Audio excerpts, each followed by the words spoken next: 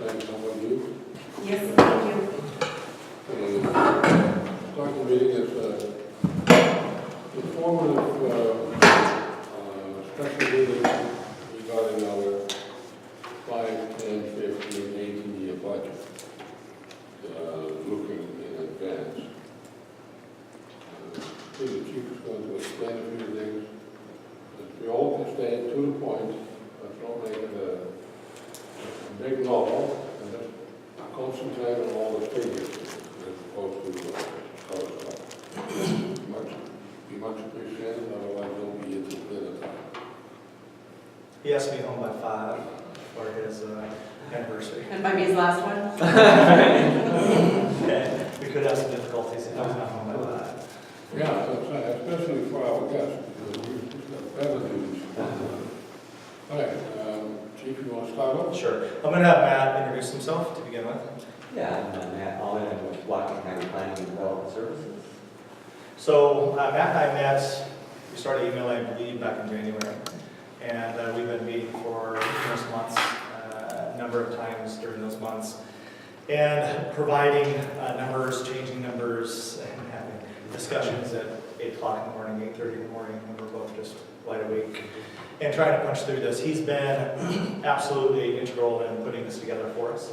The model itself comes from other plans that other 5 districts have within the county. So that assisted us quite greatly in this. But also it took a great amount of time. So I want to thank Matt for all of his expertise in this and helping us put it together. Patty Markell was integral in this as well, getting the base numbers for us to start all of the spreadsheets and the calculations over the years. So I'll have Matt just go with the history of these plans and the county's expectation with this plan, and then I'll move forwards from there. Okay. So the county is operating under the State Growth Management Act, and we have a land use plan that's got, urban growth areas like around the cities and Birch Bay and so forth. It's got agriculture, forestry, rural, and rural areas, which Point Roberts is designated. And rural areas have 2 different types. One is just a 5, 10 acre area. One is a limited area of more intensive rural development, which Point Roberts is designated as.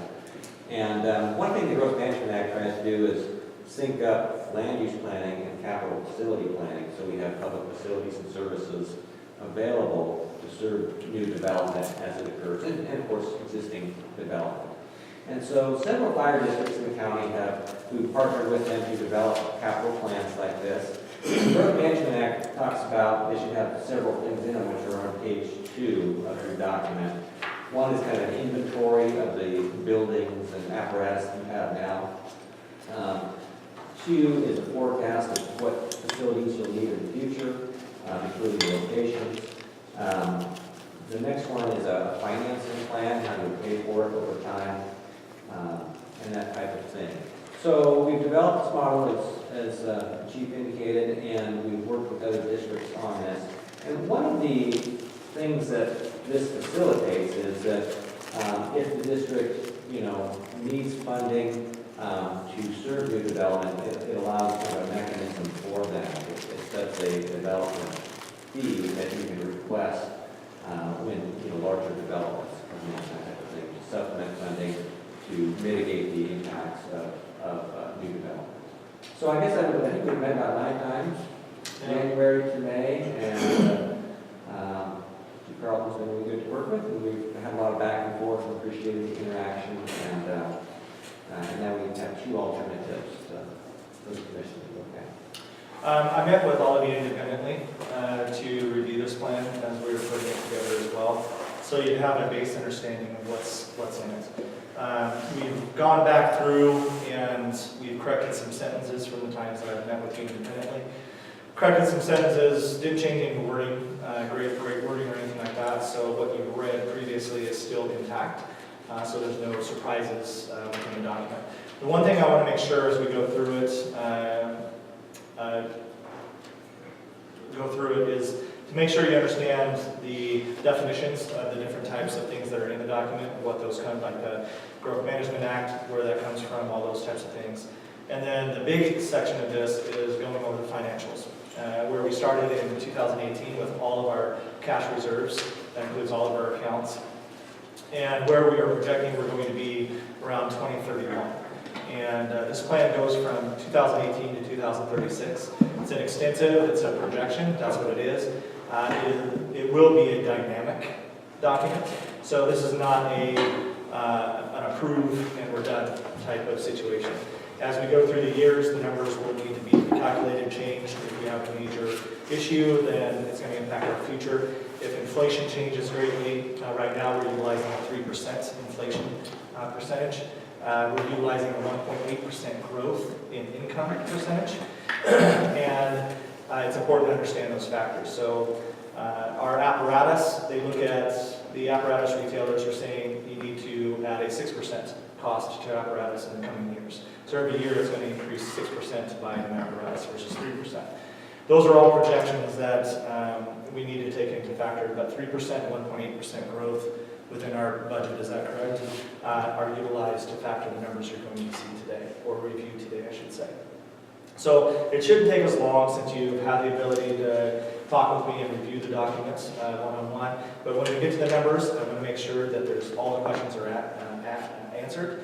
And then when we get to the mitigation fees, which is an option that this district can take, as well as other districts have too, they've placed mitigation fees in effect to help overcome covering new development, residential and commercial. And Matt, please interject if I'm saying anything misleading or incorrect, so we make sure that all the information is given to the commissioners. So I guess right now what I would ask is that the commissioners move to another seat. We'll dim the lights. I'll go through this as quickly as possible since you've already seen it. And then we'll start doing the numbers.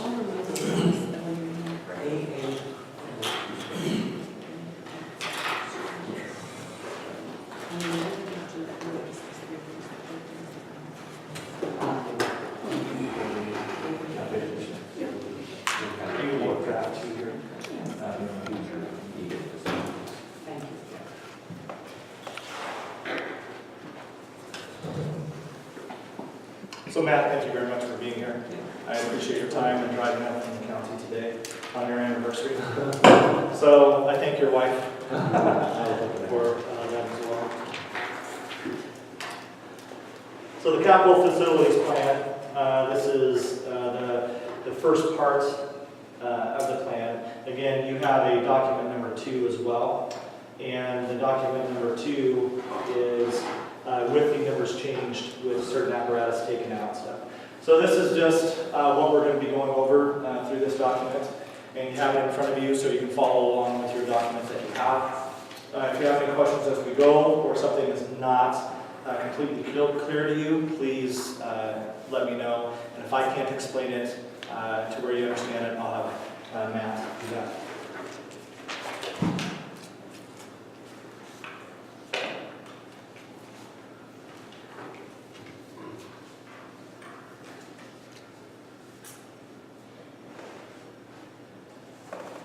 So basically, this covers the purpose of the document here, and this goes through the year 2036. And it's consistent with the Whatcom County Comprehensive Plan, so we're meshing the two together. The RCWs that it's covered are listed as well, and it's the inventory of existing capital facilities, equipment, and so forth. So the next few pages will be covering the apparatus that we have in place, and the history of the organization as well. So the executive summary, Fire District 5 will provide emergency medical services to Point Roberts. The capital facilities plan and preparation, which is required by the RCW listed there, provides an overview of the fire district's existing facilities and equipment, together with an estimation of its future needs to serve areas within the district boundaries. So we're pretty unique. We don't have mutual aid agreements. We don't share boundaries with other fire districts. We do not respond into Canada. Unlike other fire districts, pretty much in all of the rest of Whatcom County, they share borders with other fire districts, and they have mutual aid agreements, automatic aid agreements across those boundaries, to where we don't have to do that. We only serve the Point Roberts area. So we reviewed this off the base plan growth within Point Roberts. I do believe, how many years is, so we have 253 dwellings that the county projects. And is that over the 18 years of this plan? Yes. So the county projects through the comprehensive plan that we'll have 253 more dwellings within Point Roberts over the term of this plan, so 18 years. With that, we also are going to have around 70,000+ square feet of more commercial within the district as well. So that's, 18 years is a long. So this is a projection. This is the ability for us to look out. 10 to 15 years is what is normal for people. I've taken it out to 18 years, just to be able to have that foresight to see where we may be running into problems with what we're bringing in financially and what we project is going to need to go out to our capital facilities. So that's why. And again, this is going to be a dynamic document, meaning that it's not going to stay the same as it is today. Most likely the numbers will change over the years to come, and those will change the spreadsheets as well to try to give us the most accurate picture of our financial health within the district. And if or when we need to possibly look to the taxpayers to decide what level of service they want to continue if we start running into deficits.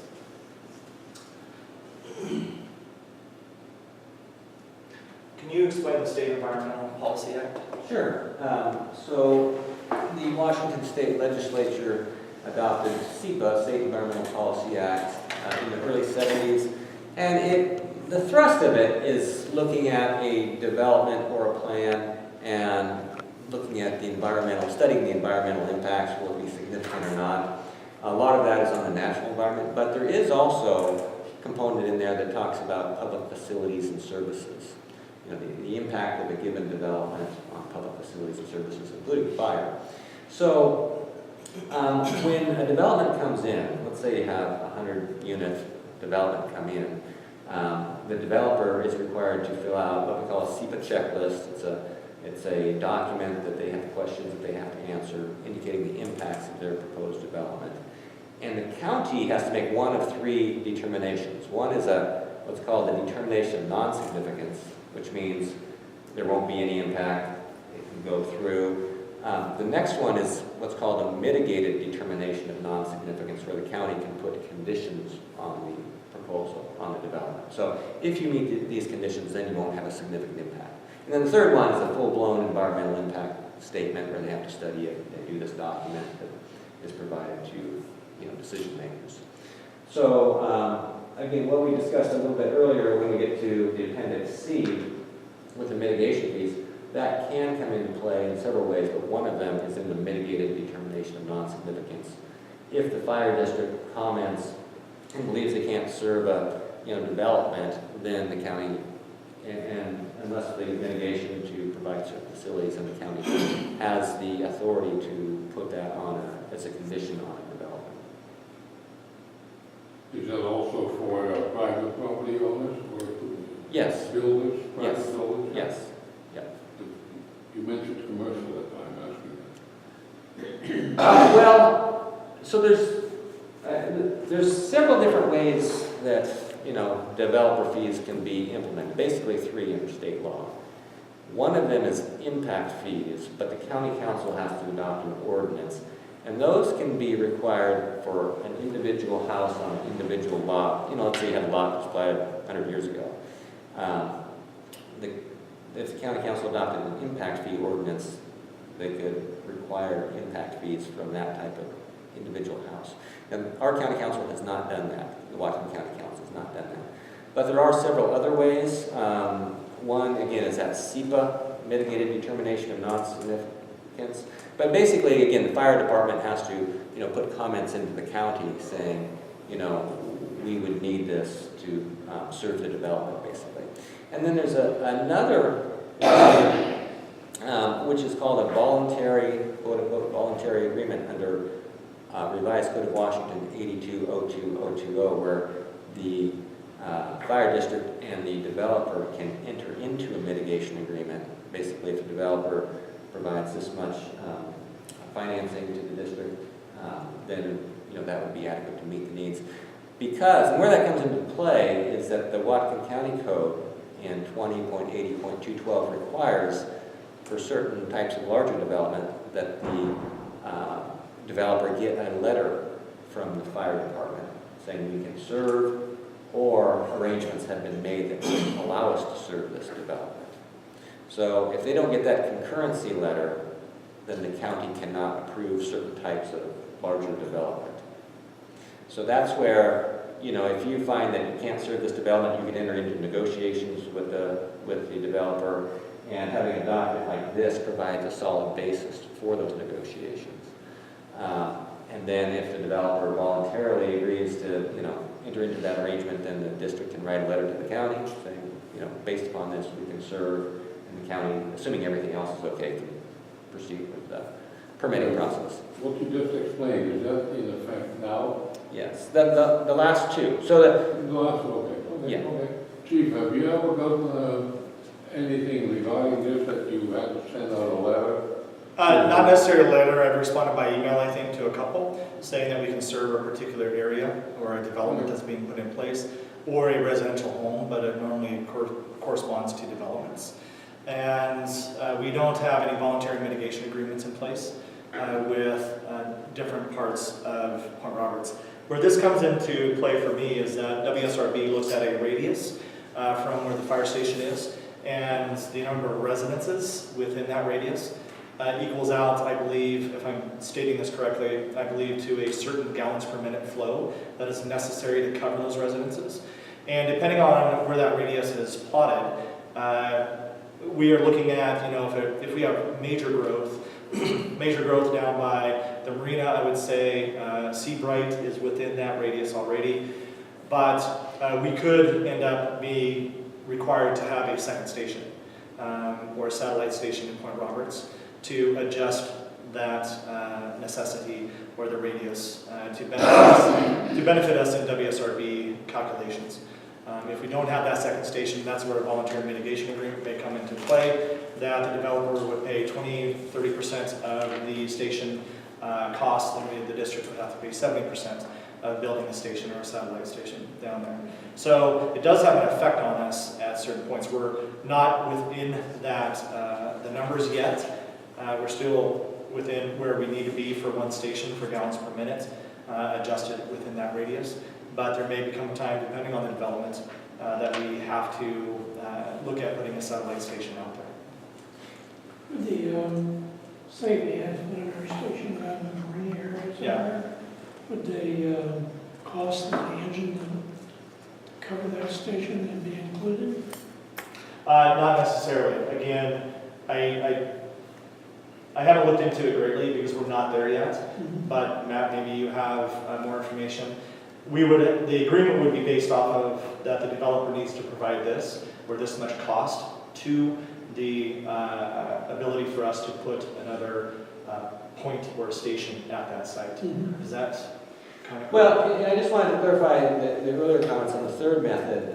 This is Whatcom County Code 20.80.212. It's titled concurrency.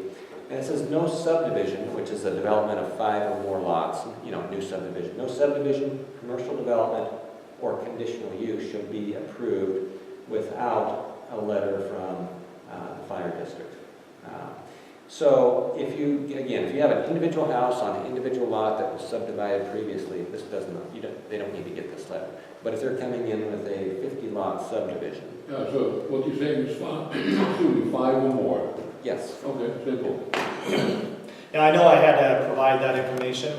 We had to approve the emergency road, that is the construction site road coming through off of APA. I had to walk that and approve how that road was built and the material that was used. And I had to send a letter to the county saying that it is approved. So the building in Seabright could even start at that point or continue. So I had to provide that because I believe that's a 60-plus housing development down at Seabright. So, but that's already in play.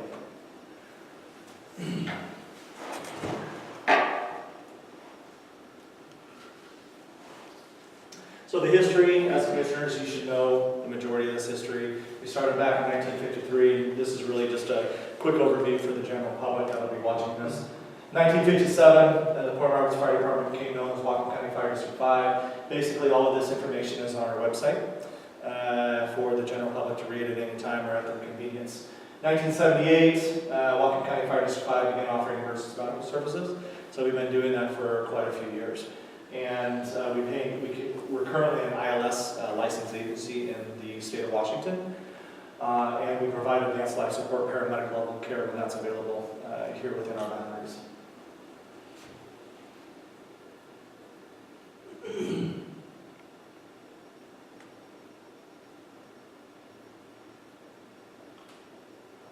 So the inventory of fire district capital facilities, you guys can follow along in the draft that you have in front of you.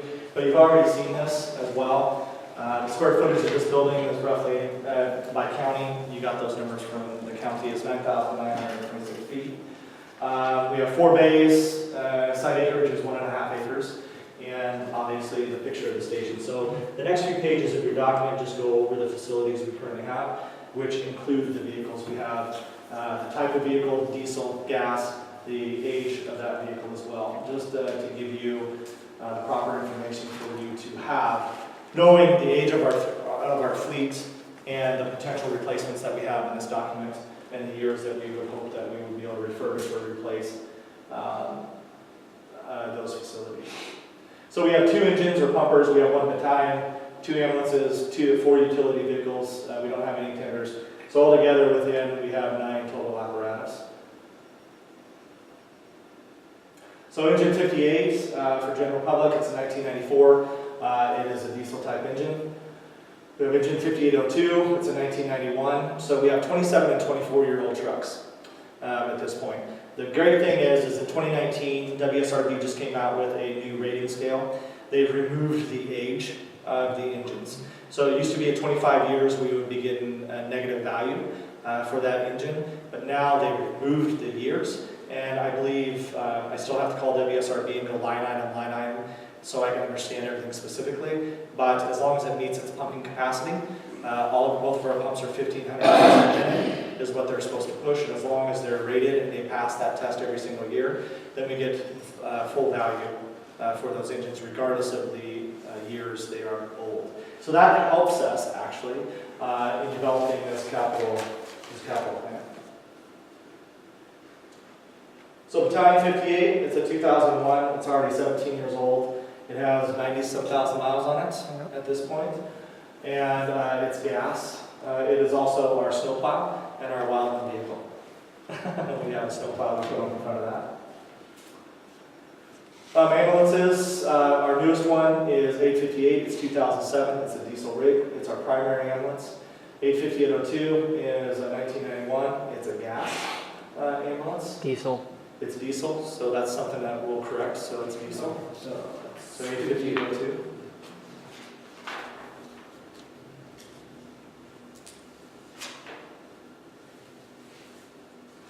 So that'll be corrected. And what we try to do is every other weekend we try to utilize a different ambulance as the front line. So we're not just putting all the miles on 858, the red one. We're trying to put more miles on 85802 and balance the 2 out. We do the same thing with the engines as well. That this weekend, engine 58 will be in service possibly. Next weekend though, engine 5802 will be the primary unit out. So we're not just putting a massive amount of mileage on either one. We're trying to equate it equally. So Tahoe is a 2012. It's a staff vehicle and it's gas.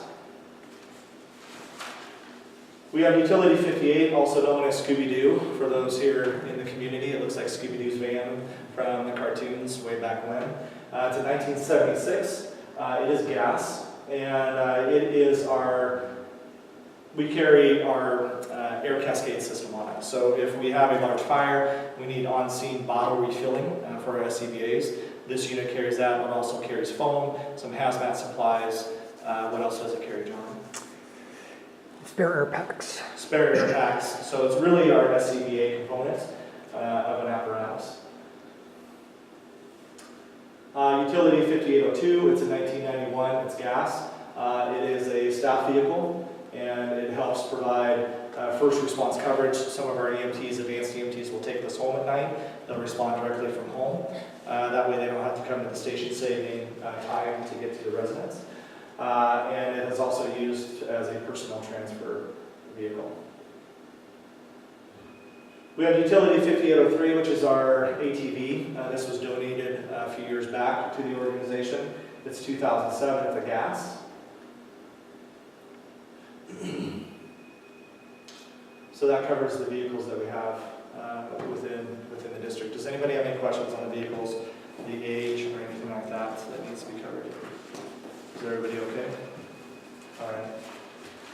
So Whatcom County, the comprehensive plan, they want to see in our area, and Matt, please let me know if I'm explaining this correctly. In the urban levels of service of fire protection, we're considered rural, is that correct? So urban, they want the fire districts or fire medical response to be in 8 minutes, 80% of the time, to get to the residents. And with a fire station that's not staffed, it should be at least 10 minutes, 80% of the time. And that's through the WSRB rating, that would give them a rating of 6. Is that correct? Did I say that correctly? It's not, okay, not staffed is the bottom of it. Yeah, not staffed is the second. Right, 14 and 8. Yeah, so staffed fire station is within 8 minutes in urban. A non-staffed fire station is 10 minutes. Oh, I'm sorry, I thought you were talking about rural. Yeah. Okay, so rural, okay, rural is when you have a staff station, they want it to be 12 minutes to the scene, and when it's an unstaffed station, 14 minutes to the scene. And that would give you a WSRB rating of 8. So remember, our WSRB rating is a 5 here within the district. So we supersede both of these. We're better. Basically, our initial response, first on scene, is usually within the 7 to 8 minute time frame. And most of the time it's faster than that. Chief, is that response time, is that from the time you get called out by prospect? Yeah, Or is that so, the time you get into the station and then to the fire? yeah, so the way it's defined, a staff station defines is a station staff 24 hours a day, 7 days a week, 365. But I forget what we did for, I think it's the time of dispatch that we're using. We have that in the document. Some departments use the time that they go en route.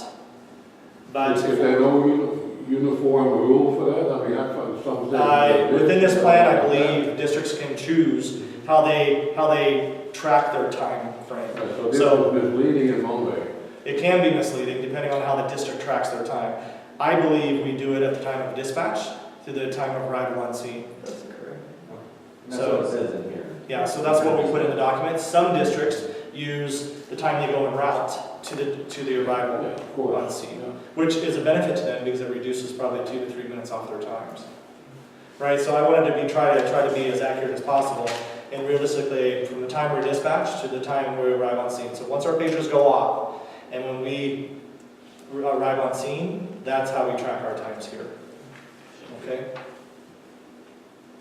Port Roberts, we're designated as a rural area. Fire District 5 is manned 24 hours a day with the exception that it does not have a sleeper program on Sunday evenings. So we have a sleeper program during the weekend and we have a sleeper program at night. So we have at least 2 firefighters here every night of the week, except Sunday. Sometimes we have firefighters that will stay Sunday night for us because actually in the history of our call volume, Sunday is one of our busiest days for calls, believe that or not. So it's not staffed usually though from 6 p.m. okay, until 8 a.m. on Monday morning. So we have to be able to overcome that sometimes.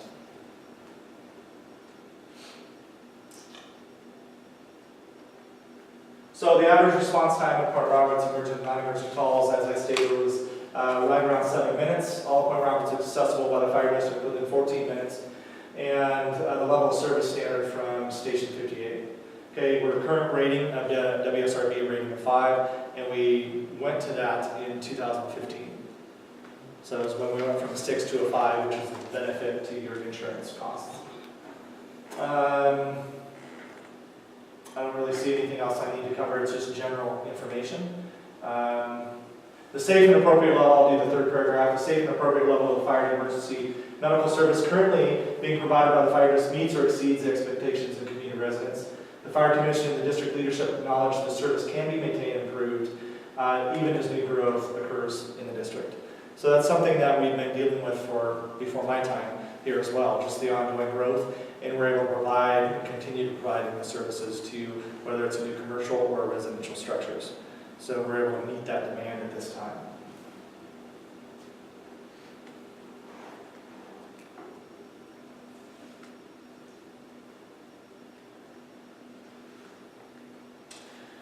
So in 2017, we responded, this was our busiest year yet, 263 incidents. And if you look back, and I think it was 2010 is where we started, and we had 120 calls in 2010. I believe is that document, is that correct, or 2007? 2007, yeah. So in 2007, we had 120 calls. In 2017, 10 years, over a decade, we've increased to 263 calls. So we've had a 100% increase and a little bit more over that 10-year period in the level of services or the expectation of responding to incidents within the district. So that includes medical, fire, the scope from A to Z on that.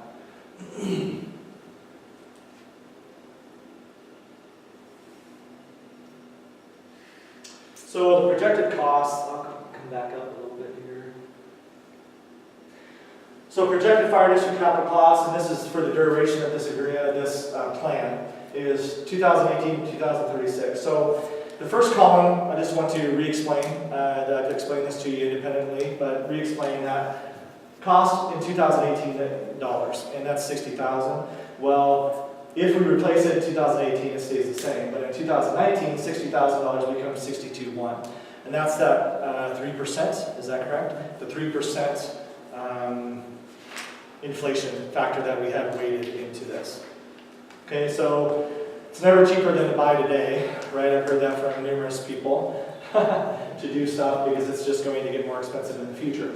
But this is the plan to help us try to overcome any deficits that we're going to have or project that we may have in the future. So it kind of gives you an idea. Okay, in 2020, complete the roof because we still have this side of the fire station to do. I'm projecting $20,000 in today's value. In 2 years, it'll be $21,425, right? And that's just a projection. So we did actually, we upped it to 3.5% for capital because I think of your comments on increasing costs of capital. Okay. So everything's based off 3.5% here, so everything's based off of 3.5. So I'm hoping that's high. I try to, when I produce something for this commission, I try to calculate to the high value. Do I believe we could find or get a vehicle for under 60 grand? Yes. But the Tahoe, 2012 Tahoe, how much was it based, John? 36. Yeah, 30, around 36, plus another 15 for emergency lights and radios and everything else. So we're right around that $51,000 to $60,000 mark. Are there vehicles that come up that are used on the market that are still in good shape? Yes, they are. And that's a determination or something that would have to be decided to be able to purchase a used vehicle that comes up. But they go very, very quickly, especially the nice ones that come up. They're gone within days once they come up on the market. So these are projects. I try to go as broad as possible. And if the commissioners have other ideas and projects that I may be missing in this, then we can add those projects. If you don't consider a project to be of value and you don't believe it's going to be needed in the next 18 years, then we may be able to remove that item, depending on what you decide to do.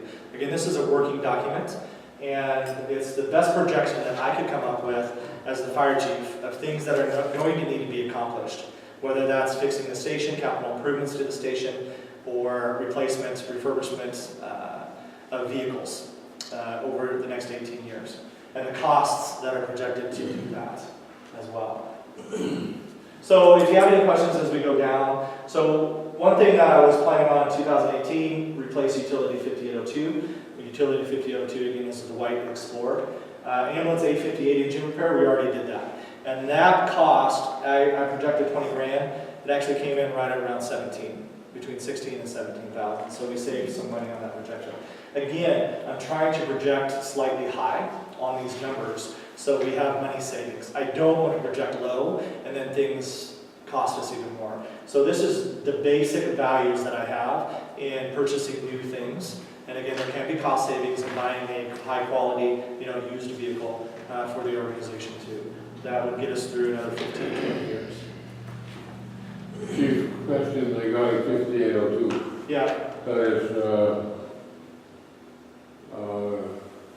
always used for personnel transport, right? no, it's used for emergency response as well. Personnel. Emergency response. So it can be taken home and used as a primary emergency response vehicle too. So we have outfitted it with kits before, monitors and everything else, to where the EMT has full capability when they arrive on scene. But as it sits right now, it is empty. It doesn't have any equipment in it or anything like that. Why not? But we don't have the equipment, first of all, to outfit it. So that would be an additional cost. We just don't have the equipment. We have to take the equipment off of something else to man it. Is that because we got rid of equipment or No, we In my time put here, it somewhere else? Or? no, we've never had the equipment to fully staff that. So like putting an SCBA on it, it doesn't have an SCBA, it doesn't have a spare bottle, it doesn't have anything like that. So to benefit the community in emergency response, again, we'll allow advanced EMTs to take it home at night. So they don't, when we have firefighters here, because the firefighters are going to bring the ambulance, well, that advanced EMT can now respond emergent in a department vehicle versus in their personal vehicle, where they have to follow all traffic laws and things like that. They don't have the privileges that come with emergent driving. So they can get to the scene quicker. And they may decide to put their gear in it, take kits, put kits in it, an AED type of cardiac monitor, whatever be the case, for that evening. But when they bring it back in the morning, then that equipment is redispersed onto the other rigs. Okay. Yeah. The one thing that we're missing here, I'll just let you know, and I think I've discussed it with all of you, is we don't have a pickup truck. So what? We don't have a pickup truck. We don't have a pickup truck. We can't haul we can't haul boards, we can't haul stuff, right? We don't have that capability. So I think we're one of the only districts that doesn't have a pickup truck. But it is what it is. But that's something that if we replace a vehicle, we may need to look at, is a pickup truck more replaced. A lot of command vehicles now are going away from the Tahoe concept, and they're going to pickups. And just because of the ability, they have slide-out trays in the back, they can carry more equipment, and it's able to track better. So a lot of command vehicles are now switching over to F-150s, Ford vehicles or Dodges, just to let you know that's the trend. And trends change, so I'm not really going that direction, but we don't have, I have to use John's truck if we need to haul anything. So we put stuff in his truck, and even taking stuff to the dump, after we do adopt a road, we have to put all the bags in the back of a volunteer's pickup truck, and they drive it over to the dump, or John's truck. We don't take it in the ambulance at that point. So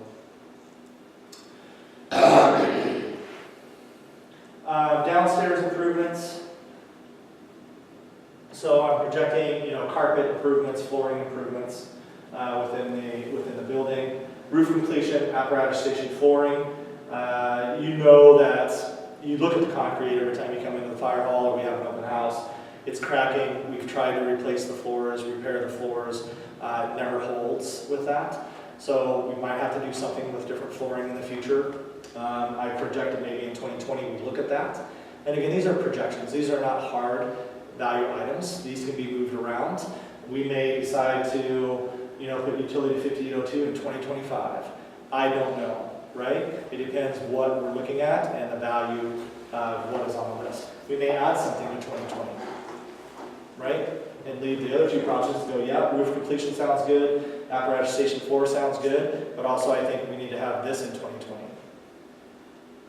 And that's the value of having this plan in place. It's a dynamic plan to give us the best options available.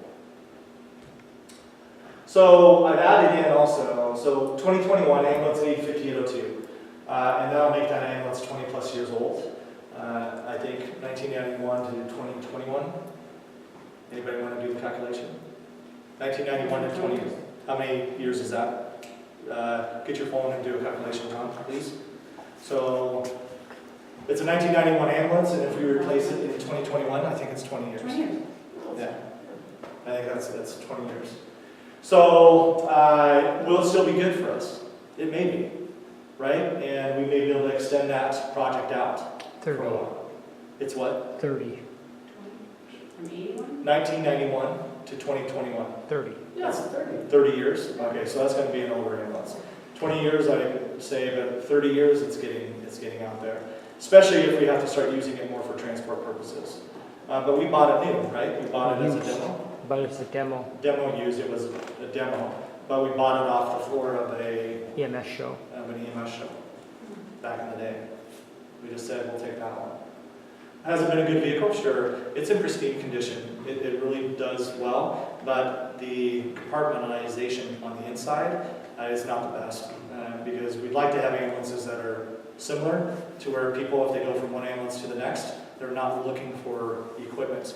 It's in the same places on both ambulances. So that's our struggle with 850-02, but does it transport people? Does the heater work? Does the air conditioning work? Yep, all of that works.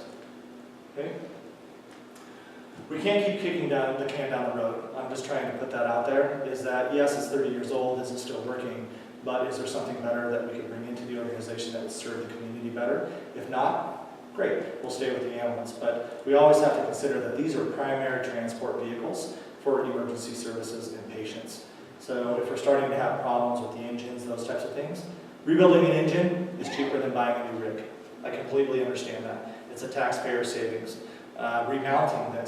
Remounting is meaning that we put a brand new chassis underneath it. So it's a brand new chassis, we take the box off the ambulance, put the box back on the new chassis, do some things with the box, upgrade it into different lighting packages, those types of things, putting safety chevrons on the back of it for highway, for street safety. A lot of things you can do with remounts, but again, a remount is really at the cost of we could probably purchase a demo unit or a new rig. Sandy Point just bought a new ambulance, and their new ambulances were right around $150,000 for a brand new ambulance down in Sandy Point. And they're basic ambulances, but I think their ambulances are really, really nice. So we don't need Hortons up here. Hortons is basically the top of the line ambulance, in my understanding and what I've seen out there. So we don't need a Horton, here. We just need we need the highest quality equipment that we can afford. Unanticipated capital needs. I've shoved in some line items there. So if we plan everything that we can think of here, but something comes up, I've added in some buffers within this plan.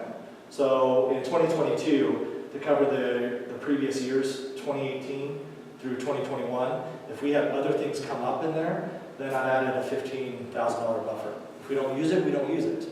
Then it reduces what we may be deficit-wise in the future. But it's there, and again, I try to be very broad in my process here to try to cover all of the areas that I could. 2023, parking lot reseal, patching, painting the lights on. Maybe that's too far out, because right now the lines are pretty hard to see. They're getting hard to see again. And we don't have, the handicap spots are being hard to see, so maybe we take some of that money early and we have them come back up and stripe it again. Maybe it doesn't need to be resealed, right, or patched, but we need to restripe it. That's going to be a decision we may have to make, okay, before 2023. Portable radios and pagers, that's something, our pagers, how old are these now? They're getting up in age. Technology is changing. They still work. We got our initial pagers off a grant. Let me go over to the far side over here. So the DR means district reserves. So that's the projected where that money is going to come from. District reserve / grant. Obviously, I would put in for a grant for new pagers and radios. An average radio that we carry, a command radio, is about $3,000. Commissioner Harper knows this very well on how much radios cost because of your forced service time. These pagers are minimal $500 a piece. Why are they so expensive? Somebody else smarter than me needs to explain that. Because they are. 2025, so we go down to 2025, 2026. 2025, we don't have any projects. We'll move that down, make it a little bit easier to read in the final document. So it's on the same line. We don't have anything planned for 2025. 2026, that's what I projected, and this is the first plan. Your plan number 2 here does not have this in there anymore. Okay, so in 2026, I looked at replacing engine 5802. So engine 5802 is a 1991, so in 2026, how old will it be? 35 years old. Sorry, I forgot these calculations. So 2026 minus 1991. 35. I think it's 35. 35 years old. When we get out to 35 years, that is almost unheard of in the fire service, to be able to take primary response vehicles out to 35 years and have them still meeting the marks that they need to make, the gallons per minute pumping. But it's cheaper to rebuild an engine, it's cheaper to rebuild a pump than it is to buy a new rig. Now, the other caveat to this is that we have little things that we're going to have to do over the years for capital improvements to the rig so they last us that long. If this is what we are projecting to have out there, that we want a 35-year-old rig or a 40-year-old rig showing up at somebody's house that's on fire. Now, can I be confident if it still runs good, the engine's strong, the pump is meeting all of its expectations on a yearly basis, NFPA requirements, stuff like that? Yeah, then I'd be pretty happy with that rig showing up. When I came on this district in 2010, we still had the 1972 engine? 1979. 1979 engine, and it was an open cab, and it was like a 5-speed. Yeah, in 2010, I was driving that around, and shortly thereafter, or right around that time, engine 58 was purchased. And it was a used vehicle from District 4. District 4, which is now part of Whatcom. We had to rebuild the transmission on that, I believe, and that was like, we got the truck, I don't know for how much, but the transmission came in. I think we got it for like 25. Yeah. It was around $50,000, I think, once it was all done and the transmission was rebuilt. Is it strong? Yeah. Both of our engines are pretty strong. They're Darleys. And Darley makes high quality equipment. And it's one of the best pumps out there now as well. So we have strong engines. And can they get to this? Yes. I believe we can, but we have to go with our primary vehicle, like I've explained to all of you, as a mini pumper, and I'll discuss that a little bit later. So station painting comes back up, and I think the station painting is a 10-year, so every 10 years, I think I have that the station needs to come back around, if that's correct, on the mathematical calculation of 2027. 2028, so 2007 to 2028 would make 858 21 years old, 20 years old, somewhere in there, I think. Is that correct, or is that? Yeah, 1920, yeah. So right now, I forget how many miles we have on 858. I don't remember. 50 something, I think. Yeah, so I think we're around 40-some thousand miles. Again, we just had the engine rebuilt, retooled, so hopefully that lasts us now, and we won't have any issues with that. But that's a projected date that I would like to replace or look at refurbishing, replacement, remounting 858 at that point, depending on how it's doing, out here. If it starts breaking down on us multiple times when we're transporting patients down to St. Joseph's, and we try to overcome that with engine rebuilds, transmission rebuilds, and stuff like that, and we continue having that issue, then we need to look at possibly replacing that apparatus or getting a new, having it remounted. Because the box is pretty good on that. But remounts now are costing, for ambulances, they're costing almost as much as you can get into a nice new one. So $150,000 in today's funds. If we wait until 2028, it's going to be $211,000. And that's at the 3.5% adjustment that we're looking at. And direct reserves or grant, obviously I would write a grant to try to replace that apparatus. What would be the estimated cost of refurbishing an engine in today's dollars? $267,000. I already sent that off. We sent off engine 58, I think it was just engine 58 that we sent off because that's our newest, strongest. So if we refurb that now, engine 5802 would maintain, but $267,000 from one of the refurbishment companies in the nation. So Fire Trucks Unlimited out of Nevada. Okay, thank you. Yeah. Yeah. So that's where we're at right now for refurbishing one of our, either the 23 or 27-year-old. So engine 58 replacement in 2029. Again, this is not in document number 2. That has been taken out. Right? But if we were to replace it, we're looking at $450,000. That's minimum. Ferndale just bought new rigs, and they're close to $600,000 a piece, if those numbers are correct that I've been told. So you're looking at $656,000 with inflation if we wait to that point. 2030 apparatus station flooring again. I think I'm a 10-year addition to that. Parking lot reseal patching. I think that was every 10 years as well in this projection. Again, I had that unanticipated capital needs, and at that point it became $21,000 because we added an extra year in there. 2032 self-contained breathing apparatus.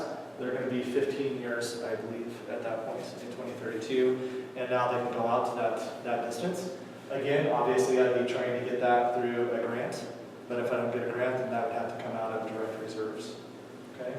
So a lot of these things I'll be writing grants for, especially for the vehicles, for the vehicle replacements. I don't see us being able to have any competition in a grant for an engine until they get probably to that 35, closer to 35 years of age, just because of our call volume. The benefit we have, and the reason why our apparatus can last longer than the majority of organizations, is because of our low call volume.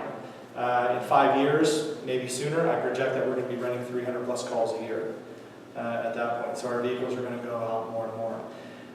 The game we have to play is how do we reduce the impact on the engines that we have, because that's going to be our largest cost for replacement, refurbishment, whatever be the case.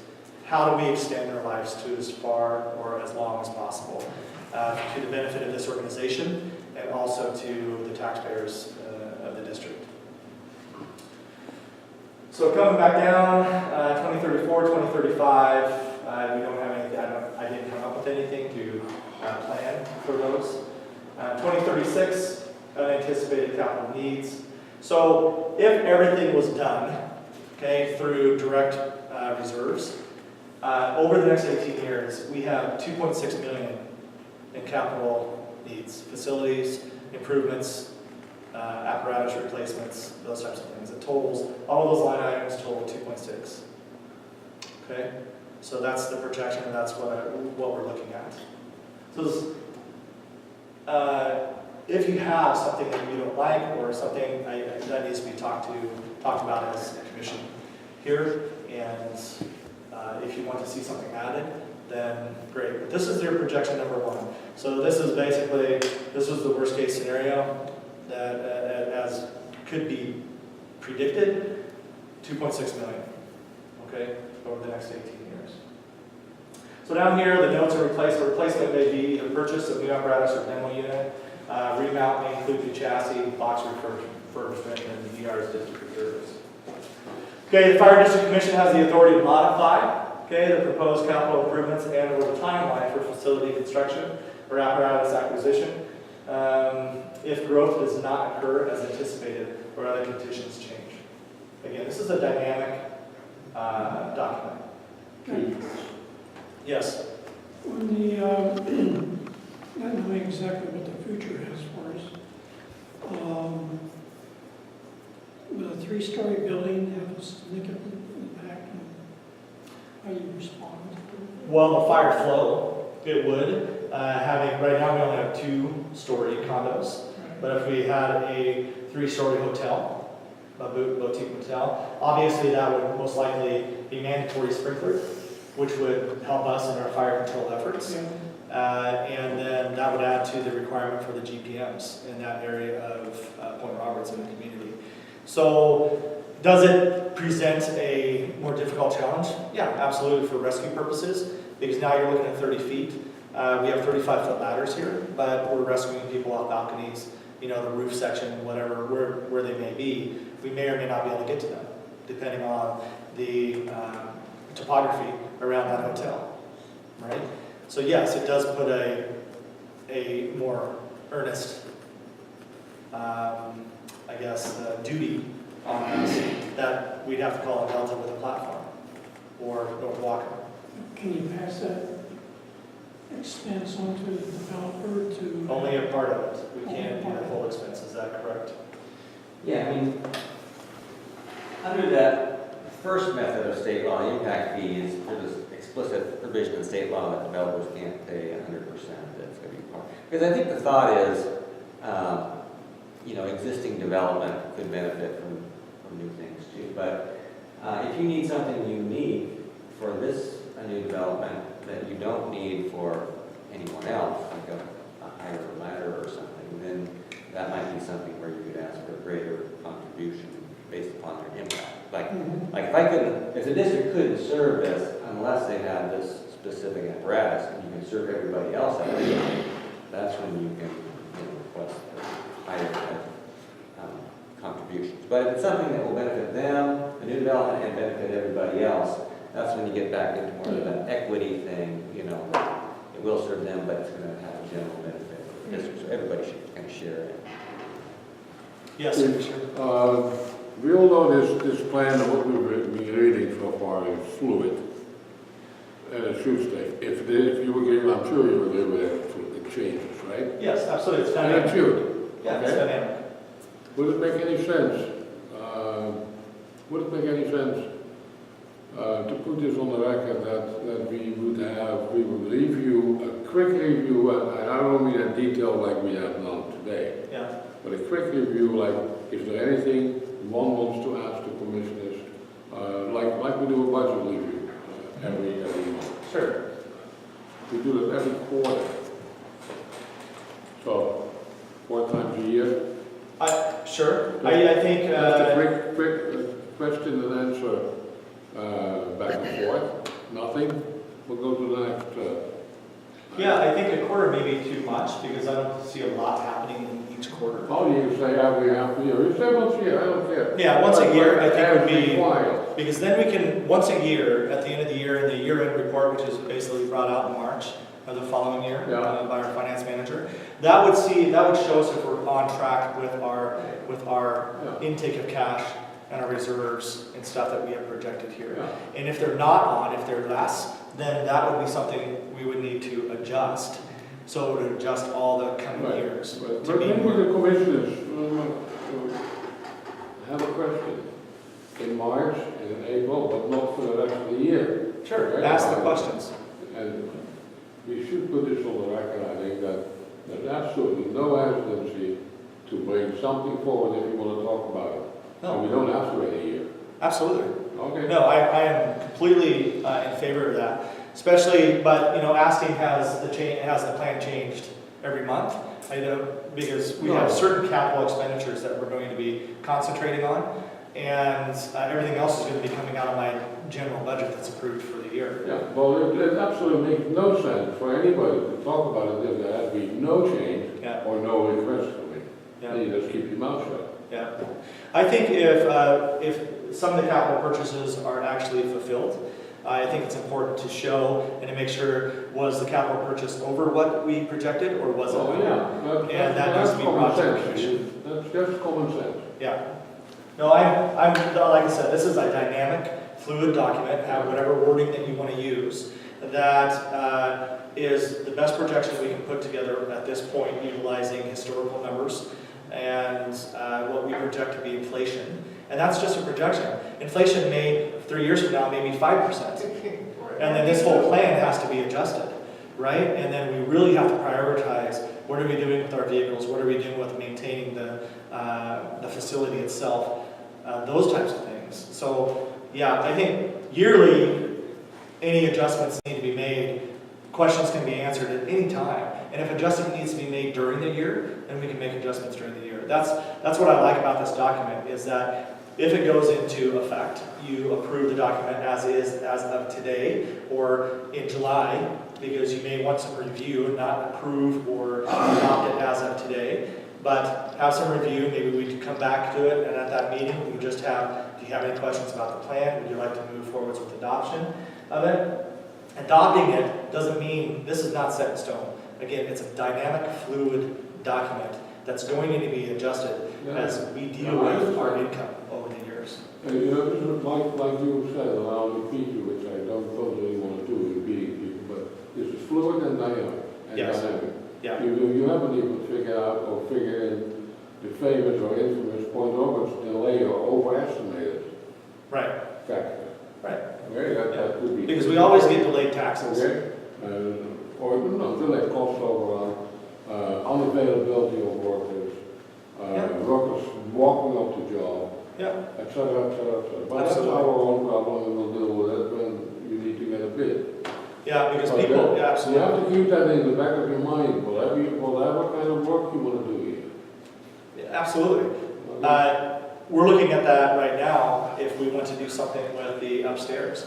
We did get insurance money, so we're going to have to do something with the flooring up there. And if we do the flooring, I say we look at the cabinetry up there too. The bathroom is, you all know what that bathroom is doing up there. So that's another conversation. So plan for financing the capital. So these are options that are just on the table. So we're looking at, the district will invest about 2.6 million, that came from the previous numbers that we just went over. Capital facilities from 2018 through 2036. That includes everything that we could think of, you know, parking lot, the building, vehicles, anything that we could come up with. The capital facilities plan demonstrates that the fire district commissioners concur that adequate funding should exist to pay for proposed capital facility improvements for at least the next 10 years. So maybe not for the 18 years, but at least for the next 10 years. And by doing this plan, I think we're solid for the next 10 years, even if we keep the engine replacement intact on this. So sources of revenue, this is just general information where revenue comes from. Okay, annual revenues, reserves, mitigation fees that we'll discuss here shortly, grants, levy, and our bond issues. Steve, I got another question, I'm sorry. Can you bring it back just a couple of lines? Yeah.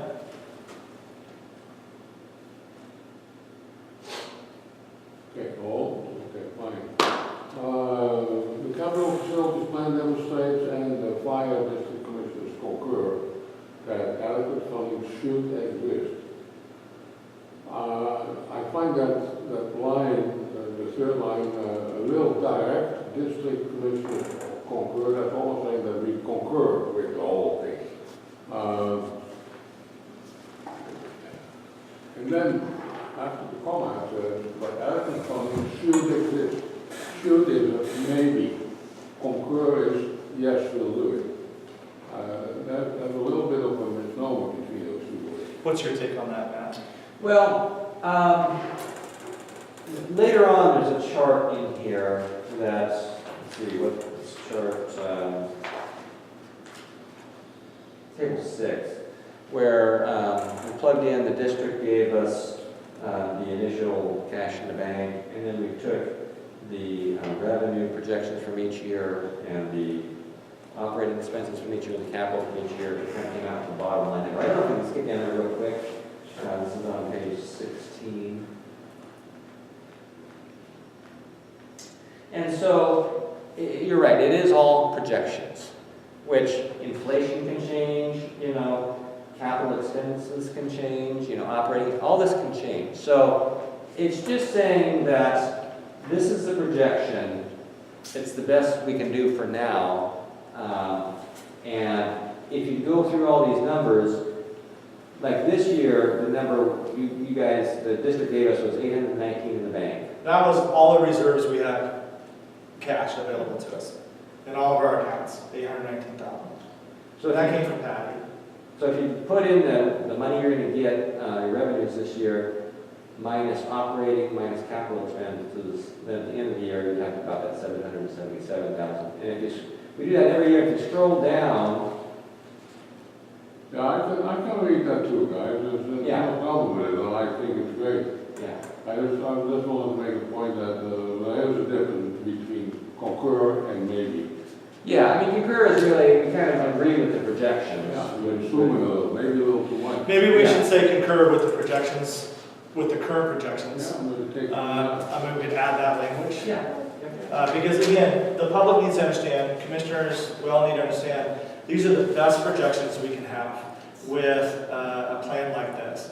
And over the next 10 years, by the end of 2028, we would, if the projections stay the same, and again, it may change next year, and then we can't meet that 10 years, right?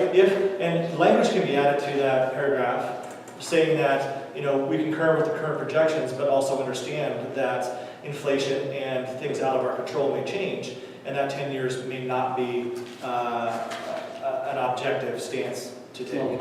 And that takes forever to concur too. Sure, so we can reword that, so it's, somebody doesn't read it and say, well, you didn't make it 10 years, Oh, yeah. right? You know, I mean, there's always a couple of people that say, oh, well, you did, you almost promised it. Right, okay, I see where you're in. I will rework that with Matt. If commissioners have language they would like to see in that, please email that independently to me. So 2028, if all went by projection, inflation didn't go over 3 now. Our income continued to be 1.8% a year. Okay, and that's taking the 1%. That 1.8% calculation or projection that we have in here for our income purposes is 1.8% a year, and that was from the last 10 years, and that's county numbers. So that came from the county finance office, The tax. and taxes. We just got- So that was historical data, and it was averaged out to 1.8% a year. 1% of that, though, is what we're required to, or what we can take by state law. Okay, so that's why it's so crucial for us to take that 1%. If we don't take that 1%, this whole thing goes down the drain. It goes south. Yes. I didn't, talked about an alternative fuel source standby here, but I didn't see that anywhere. Yeah, so that changed. So WSRB, and I need to go over that with you independently. WSRB has changed the value to that, having alternative fuel sources on site versus having the gas station we can go to and access with an emergency pump. So now, since we do, what fuel station is that? Shell. So the Shell station has our ability, has a backup generator, has the ability for us to access that fuel system, that fuel, at the Shell, so we don't have to have that emergency source here on site. They took that value away. So spending $20,000 on an alternative fuel source here is no longer a benefit for us because we can use the Shell to overcome that in WSRB.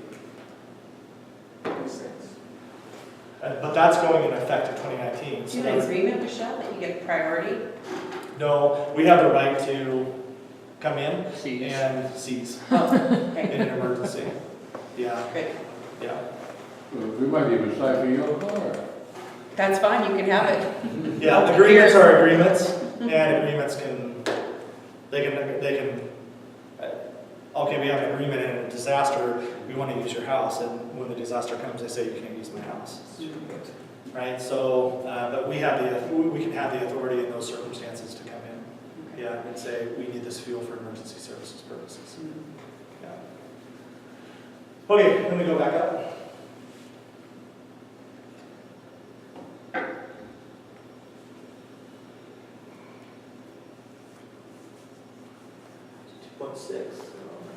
We will go into the mitigation. Good.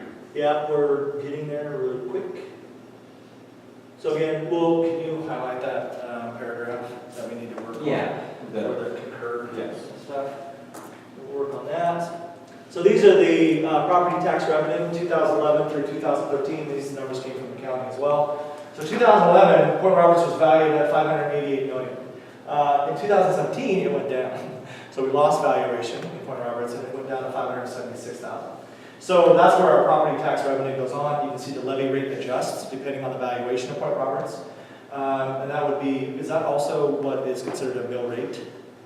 I believe so, yeah. I think So the it's, mill rate adjusts. The levy is still what it was set at. The mill rate changes. The mill rate changes. The levy stays the same at whatever it was in 2010, but the mill rate adjusts depending on the valuation of Point Roberts to give us equity in our property taxes for this district. So it came up to $1 in 2017, almost.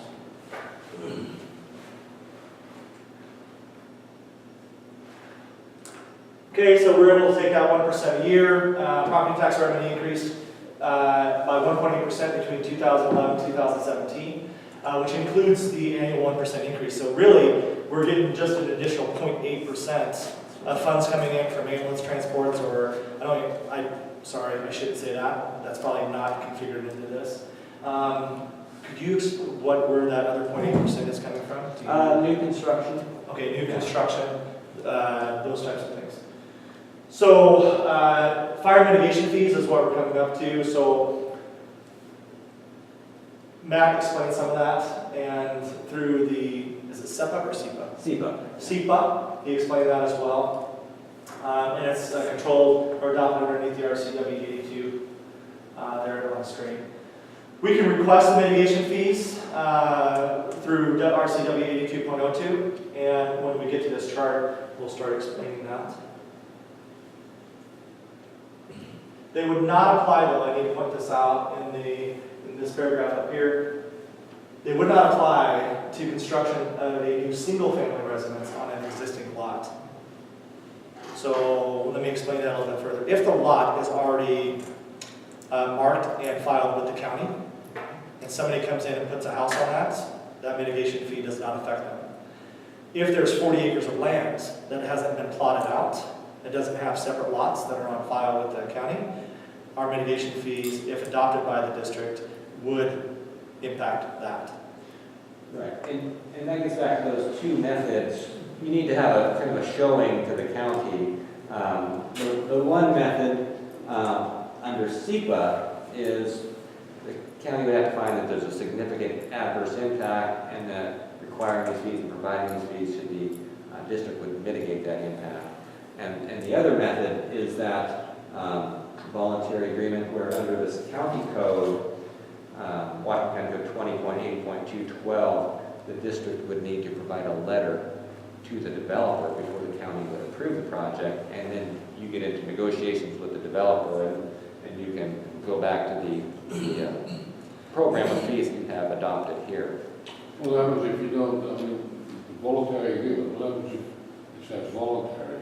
What happens if there's no compliance? Well, that would be up to you, but the bottom line is, let me read this. Okay, so this is Whatcom County Code 20.80.212, concurrency.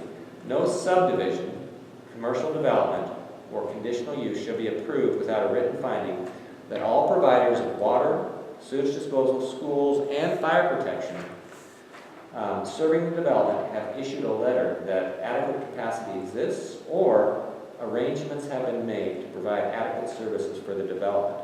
So the bottom line is, if the district doesn't give the developer a letter under this code, the county can't approve the development. So that's where you have, you can go, or the developer can come to you and you can say, let's come to an arrangement. If we come to that arrangement, you write the letter, the developer gives the letter to the county proceeds with the permitting process. I mean, if you can serve the development, it's your call as a district. Can I serve this development, or do I need mitigation from this development in order to provide adequate service? He's just saying that mitigation is not the law. Well, I guess the first method that the county has not adopted is impact fee. So the county council could adopt an impact fee ordinance that says that for each new single-family residence, including on the existing lot, they have to pay a fee, an impact fee of, let's say, $1,000. Yeah. Okay. The county has not adopted such a law. Right. The county has. So then we get to these other two methods that, under certain circumstances and certain findings are made, can provide mitigation to the district.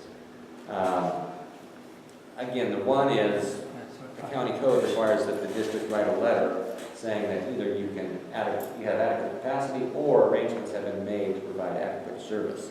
So that's where the negotiation, the leverage for the negotiation comes in with the district. If you think you need mitigation fees, you can sit down with the developers and this is kind of our standard format, this is the rationale, this is the fee per residence that we believe we need to serve. Are you willing to, enter into an agreement to provide that? If they say yes, then you sign the agreement, you send the county a letter, we proceed with the permitting. If they say no, then that's, again, your discretion whether you provide the county with a letter. You know, if you don't provide the county with a letter that you serve, then the county cannot approve the subdivision. So what you're just telling us now is that this is voluntary, and because we still have to serve by law, we have to serve any structure on the point, any people on the point. That's existing. Well, What? Not new development. Because we may, if we don't provide the letter, that new development can't be built. Okay, a new home. A new Single home. residential structure on an already approved lot, we serve it. You serve. We Okay, serve so, it. We don't get any mitigation fees out of No, that. right. okay, so let's go to where they're possibly building that new house on Marine Drive. It's an existing lot, but they're planning to put a 35,000 square Doesn't foot house on matter. it. It's an existing lot, already plotted. We don't get mitigation fees from that. And that's a good point, Joe. So is there anything that we can do as far as fire suppression because of the flow we may possibly be needing on that house? Yeah, they're gonna have it sprinklered. It's gonna be a sprinklered. It's gonna be 25,000 square feet of sprinklered home. So that's already in the plans. Okay, so the single family residence. On an existing lot, Those, all of them, just, no, you cannot create more lot. Another lot. Okay, you buy a lot and you build. 5 acres, they can subdivide that into lots. Maybe, maybe not. If the mitigation fee is in place, when they subdivide that, then they'd have to pay the mitigation fee. On the services sound that there is really no limit as far as the size of the home goes.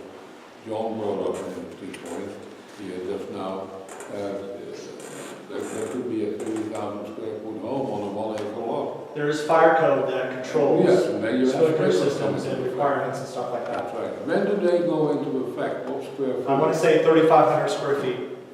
35. So 3,500 square feet. I don't know if it's a mandate that they have to be sprinkled. I can't, I'm not saying that for sure. Yeah? But there's that exemption too, if you're within 600 feet of a hydrant, you don't need to be If sprinkled. you're within so many feet of a hydrant, you're exempted from sprinkling your house if it's over 3,500 square feet. All right. Okay? Yes, It Commissioner? doesn't, that needs to be in the code. If the attic exceeds 2,000 feet, you have to have a firewall separating. Yeah, that's at the fire marshal's level. That's beyond my education. So the fire code is what the fire marshal deals with. And they make sure every structure that wants to be built here or anywhere else in the county meets the current fire code requirements. So they're the ones that sign off on that. I don't have anything to do with that. They approve the building plans and Whatcom County building codes. They make sure all the codes that are currently in place under Whatcom County, what would you say? Whatcom County Code. yeah. Whatcom County Code or state RCW that overrides Whatcom County Code, those types of things have to be met. Do they automatically adopt the new codes when they come in every 3 years? I think they do with modifications. So they go through a process of reviewing the International Building Code, and then they can make county modifications. But I think substantially they do. Yeah, so we've been in discussions, the fire chiefs have been supporting the fire marshal's office in certain circumstances where the county is wanting to decrease flow requirements for a commercial structure. And we are taking positions, this is just an example, we may take a position that we want the fire flow to be international fire code, okay, or building code. And some people may be trying to reduce that to save money because of the cost or the extenuation it may take to get a system to meet the international level. So that can be changed or modified at the county level. I was under the understanding, I used to be involved with code stuff, that the code is the minimum standard. That is the minimum standard. So you say the county may adopt a lesser than minimum standard? Well, depending if they are truly utilizing the international building code or fire code as the standard. So it depends, right? It depends. So here, yeah, code. If somebody says, okay, you have a 2,000 square foot home, code doesn't require you to put a sprinkler system in, but if the family goes, well, my house is going to be sprinklered, then they can put a sprinkler in. right? It doesn't prevent anybody going beyond the code, No, but they at least have to meet the code depending on the structure, type of structure, those types of Right. things that they want to put in place. And how many structures can go on a property, because that's controlled by code as well. Yeah. And then how many hydrants does a fire hydrant have to be on there? 40 acres, you know, because of the length that we have between fire hydrants, the size and flow required for the buildings on that 40 acres, all of that comes into play. And that is at the fire marshal's level and building and codes at Whatcom County. But if you, as the fire chief, found that there was a discrepancy in what the fire marshal has seen, and you don't feel you can manage the fire, Yep. then you can deny that from getting coverage. I could deny writing a letter, Right. okay, or put in my my concern and put that towards the fire marshal's office and see if anything can be done, right? That I can also do that towards the landowner or division owner, or the subdivision owner, and say these are my concerns for life safety purposes. If they're following code, then it's code, right? It's code at that point. And if they're following code, John, can you see what this person needs, please? Hello, how are you? Good. Good. If they're following code, then code's being met, right? And they can, yeah, well, that's your concern, it's not mine. And they can go ahead and build. So I would have to have a objective reason and backing in order to stop a project. Sure. Yeah. I just can't do it off because I don't like the project, right? Or I don't agree with the project. Yeah. Anybody, everything good? Okay. So levy or bond, so grants, obviously grants speak for themselves. Levy or bond, nothing's planned at this time, okay? But depending on what our financial circumstances become, my ability to get some of this covered by grants and stuff, it may have to be looked at, okay, in the future, to go back to the public and let the public decide, do they want to continue the level of services that they have? Because we've tried all other abilities that we have to overcome any type of capital deficits. So we're using that 1.8%. Now you said it went to 3%? That's capital, I think operating is 3, capital is 3.5. Okay, capital is 3.5, operating expenditures is 3% per year. So that 1.8 is the historical data that we have, and not including mitigation fees. So mitigation fees would add to our reserve capacity or our influx of cash. So the district is expecting greater operating expenses due to factors such as EMS, costs associated with the aging population, fuel prices. Obviously, that's something we don't control. How I'm projecting to control that in the second plan that you have in front of you is obviously the mini pumper concept. And keeping these things off the road as much as possible and utilizing a smaller vehicle that's going to be much more effective, efficient, less maintenance costs, everything like that, to do 98% of what is required of us, including structural fire response. So that's that paragraph there. And we also know that fuel costs here are about 40 cents more expensive than down the county. So if fuel's $3.60 down the county, it's right around that $4 mark up here. And we have a corporate account with Shell, so that's where we get our fuel for all of our apparatus here. So projected revenue, operating expenses, and funds for capital. So 2018 revenue, we project $655,000 coming into the district. Operating expenses, $556,000, available for capital, $98,000. This year alone, though, in this plan, I think I had $140,000 set aside for capital purchases or projections, if it was agreed upon by the commissions. Part of that was replacing utility 5802 and stuff. Okay. So, but again, those are just projections. They can be moved around. They can be removed. All of that's dynamic. So this just goes down through the entirety of the plan, showing what we are seeing as the numbers if everything stays consistent. And these things will change, okay? If we have dramatic issues over the years, the calculations will have to be brought back in. So this is more up to date if possible. Can you explain in 2036, Matt, the negative 44,000? Yeah, so because the first one is the year, the second column is the revenue. Because that's projected to increase at 1.8%, that increases more slowly than operating expenses, which are projected to increase at 3%. So over time, the increase in operating expenses is more and more, so you reach a deficit under this method with these assumptions in 2032. So in 2032, if these rates of revenue increase and these rates of operating expense increase continue, then your operating expenses would just be a little bit more than your revenue. So if revenue continues at a 1.8% rate, okay, we don't have any big drops or increases in that, let's say it stays over this plan 1.8%, the cost of doing business increases by 3% a year as well, then in 2032, we become a deficit. That the money we're bringing in is not enough to meet the expectation of the costs at that time for operating expenses. Okay, so that's what this chart shows. And that doesn't include capital. It doesn't include capital.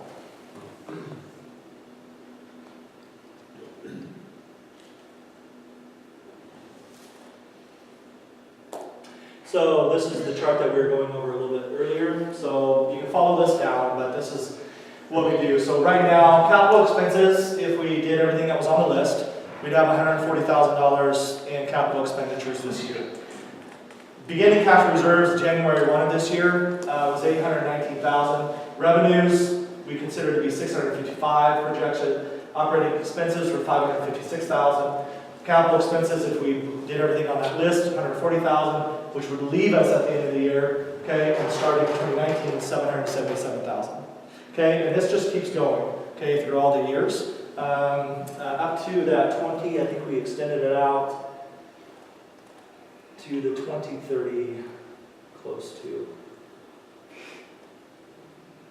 So you can see capital expenditures, especially if we have the engines projected. So 2026 is we have a major replacement, and that I'm sure is dealing with some type of engine, because capital expenditures that year are projected to be $592,000. So that adjusts, and the capital expenditures are previous in this document. You can go back to those pages and see what we have outlaid for the capital expenditures for each and every year. I see guidance for replacing vehicles with other new vehicles. Yeah, so let's say in 2026, I don't know what that capital expenditure is, but let's say it's replacing engine 58, Yeah, right? okay, so we're not talking about refurbishing as far as... No. That was the pure cost, $450,000 as part of that, plus there's some additional stuff in there. Yeah.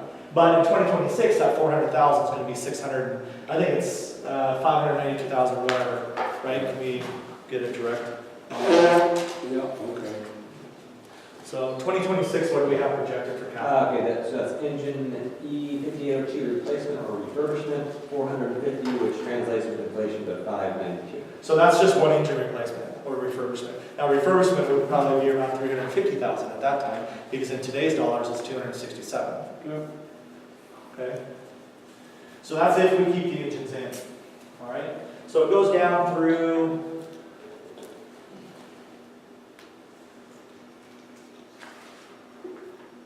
The 2030. So 2030, we run a deficit. 2029 looks like we're running a deficit in this plan. So 2028 we're still good. So 10 years in this plan we're good. 2029 we start running a deficit. So in 2029, what's the capital expense there? Probably another engine. Yeah, it's definitely something heavy.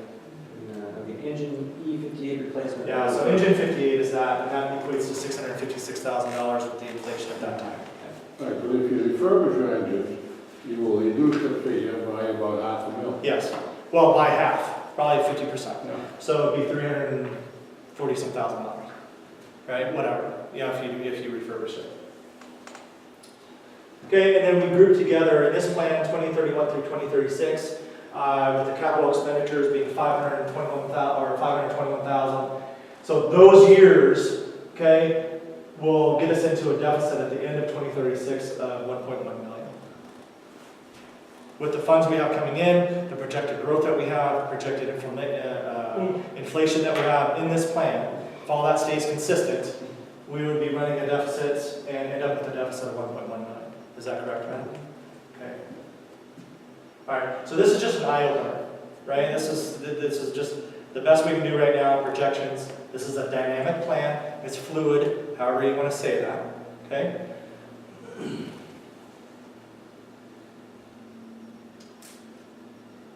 So how do we overcome this? Okay, we can make adjustments to the planned capital facility expenditures, make adjustments to sources of revenue. Part of that is mitigation fee implementation, or a combination of everything above. So levy, bond, grants, mitigation fees, all of that to try to overcome what the first plan has, a projected deficit of 1.1 million at the end of 2036.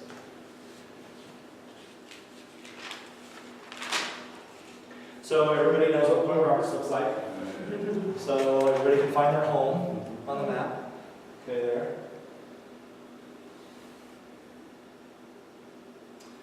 And again, WSRB is from where our station's at. WSRB uses a radius in the gallons per minute flow and how many structures are within that radius projected, and do we need another station, okay, in another area of Point Roberts.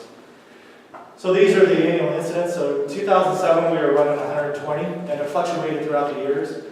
2012 we started steadily increasing. Now we're up to 263 calls. We're on track for that this year as well. We haven't even hit the busy part of summer yet. So where are we at right now? 121. 121 calls for the years already. So we're halfway in the year and we've beat 2007 already. And 8, and 9. Yeah, 8, 9, 10, so And 11. So the majority of the years that we have up there. Okay, determine mitigation fees. This is when we get into deciding, do we want to implement mitigation fees on new residential, or actually I said developments. Residential developments or commercial development. Okay, and what the commissioners have to consider, come up with, is how much do we want us to pay out of those mitigation fees, and how much do we want the residential plat to pay, or the builder to pay, or the commercial builder to pay, okay, out of that. So to give you an example, we could pay 80%, and either part of the building, commercial or residential, could pay 20%. Am I saying that correctly? Okay, that's going to equal out into so much dollars in mitigation fees, okay, back to the district. So we'll go over this in the tables coming up, just to give you an example. Okay, so the 2.6 million, that's our total capital costs over the next 18 years. So that's where that number comes from, 2018 through 2036. Percent paid by the district, 87.5% of that capital cost, 2.6 million, would equal that the district would have to pay 2.3, okay? With the projected development, okay, that the county projects, am I speaking correctly? And that's only residential in this, or is this commercial? That's the whole thing. This is the whole Yeah. thing, commercial and residential. Yeah. Okay, that the mitigation fees would cover 330,000 of that to bring it to equal to 2.6 million. So the 2.3 million plus 330,000 equals what our capital projections would be for this 18-year plan. Okay, is everybody on the same page? Is that mandated being 7.5? Or is that a decision you've made? No, that's just, that highlighted is whatever we decide. Okay. It doesn't mandate it. That's just a number we've used to give you a projection of Got what it. it would look like. Okay, thanks. Okay.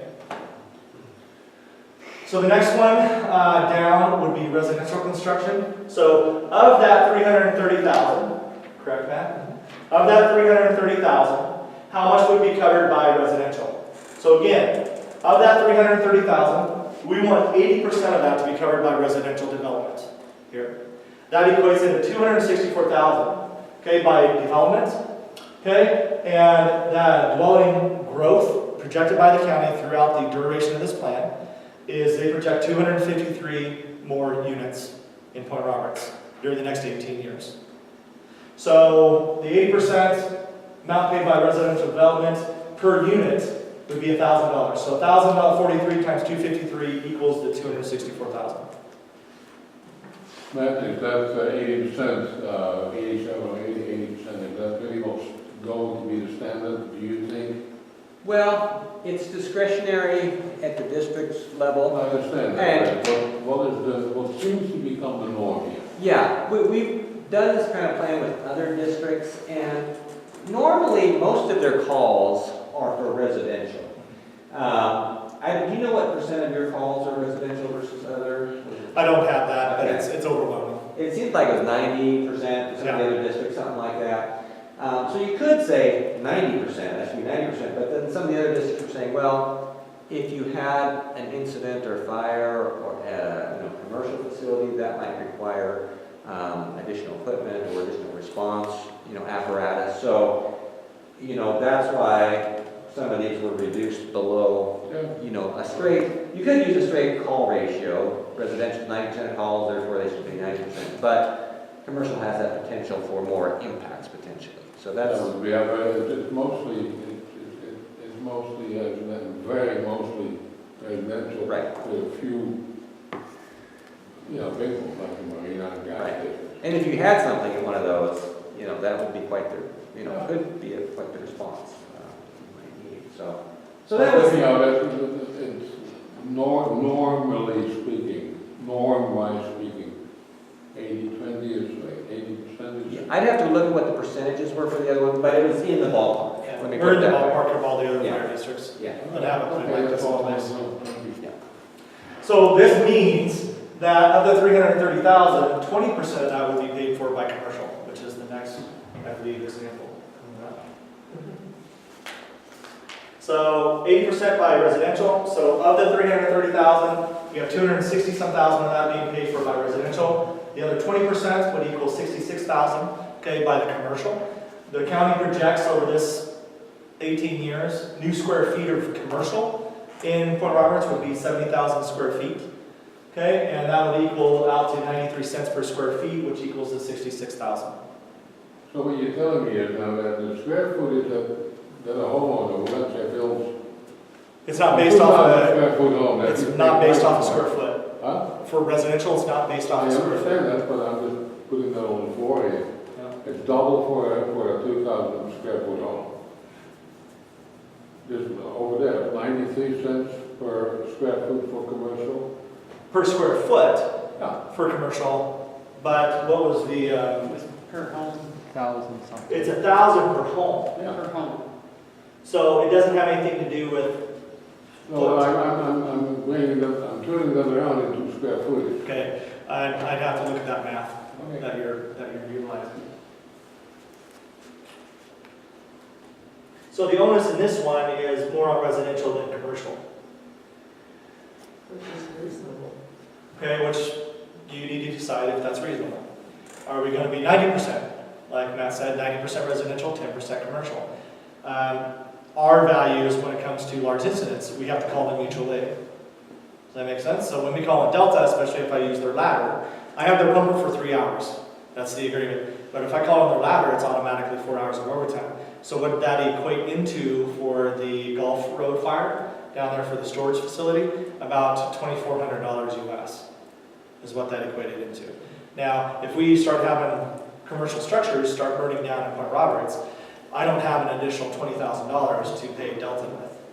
Now, how do we overcome that? Some insurance companies have a clause in their insurance that they will pay fire department fees for fire control on that building.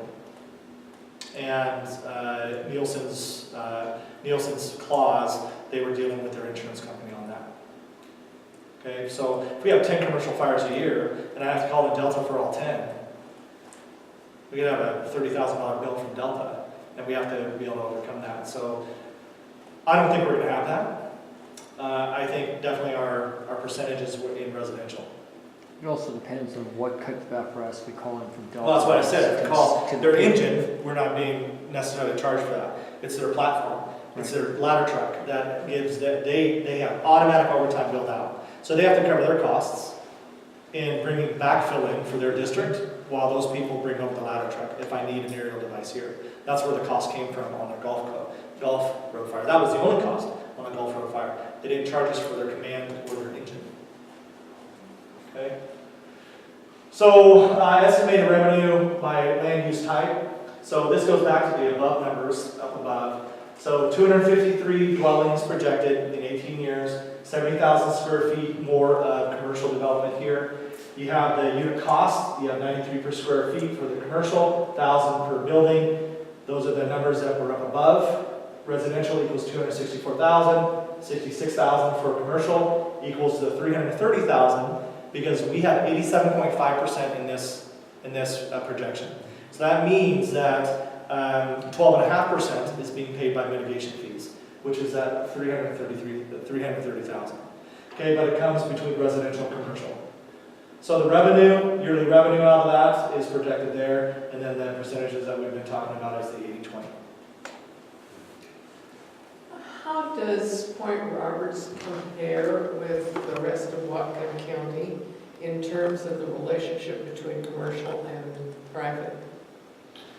Well, commercial and residential? Residential, I mean. Yeah.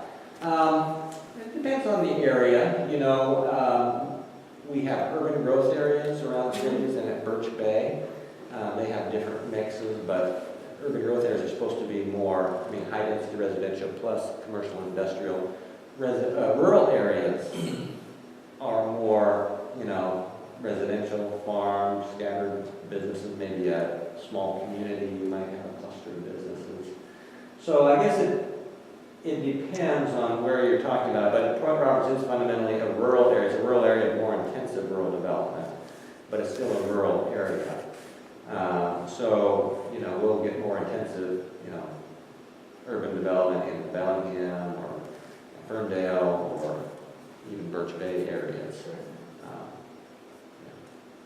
So the numbers that the 80-20, how much do you want the district to pay overall? And then how's that split between residential and commercial of the other percent? So if we say the district needs to pay 80%, then the combination of commercial and residential will be 20% mitigation area. Then that's what the commissioners decide. These are the numbers the county is going to be utilizing, correct me if I'm wrong, Matt, when they implement this on new developments. Okay, now, I didn't ask Matt this during our meetings. Can this be changed by the commissioners over time? So if they choose 80-20, when they adopt this, if and when that happens, if they choose 80-20, can they go 90-10 at a later date? Yeah, I think the best way to do that would just be to amend the plan, you know, officially with a vote. Okay, that's fluid. Yeah, so it's dynamic, okay? It's not static, it's not static. It should be, because we don't know what the act's going to be in No, 5 years from now. Right. So just to make everybody comfortable in that area, just because you pick 80-20 today, doesn't mean that's going to be 18 years from now, it's still going to be 80-20. Yeah. So 5 years from now, it could be 70-30, if things are going really well, right? Or not, 70-30 would be not well, because we would expect them to pay more.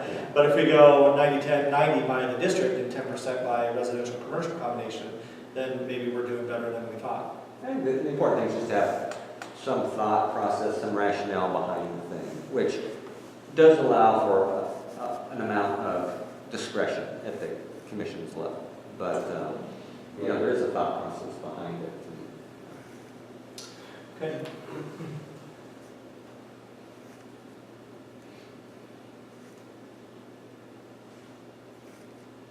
So this is just contingency plan if we're unable to overcome our deficits. We could go back to the contingencies. We go out for a levy bond. We allow the voters to decide if they want to maintain the service levels that they have or improve the service levels. If I'm successful at grants, a number of different ways that we can overcome this. Is that what this is covering? Okay. Modifying the plan, obviously, as well. So that's it. So that in the scope is, the majority of that will stay the same. I put together a plan 2, which you have in front of you.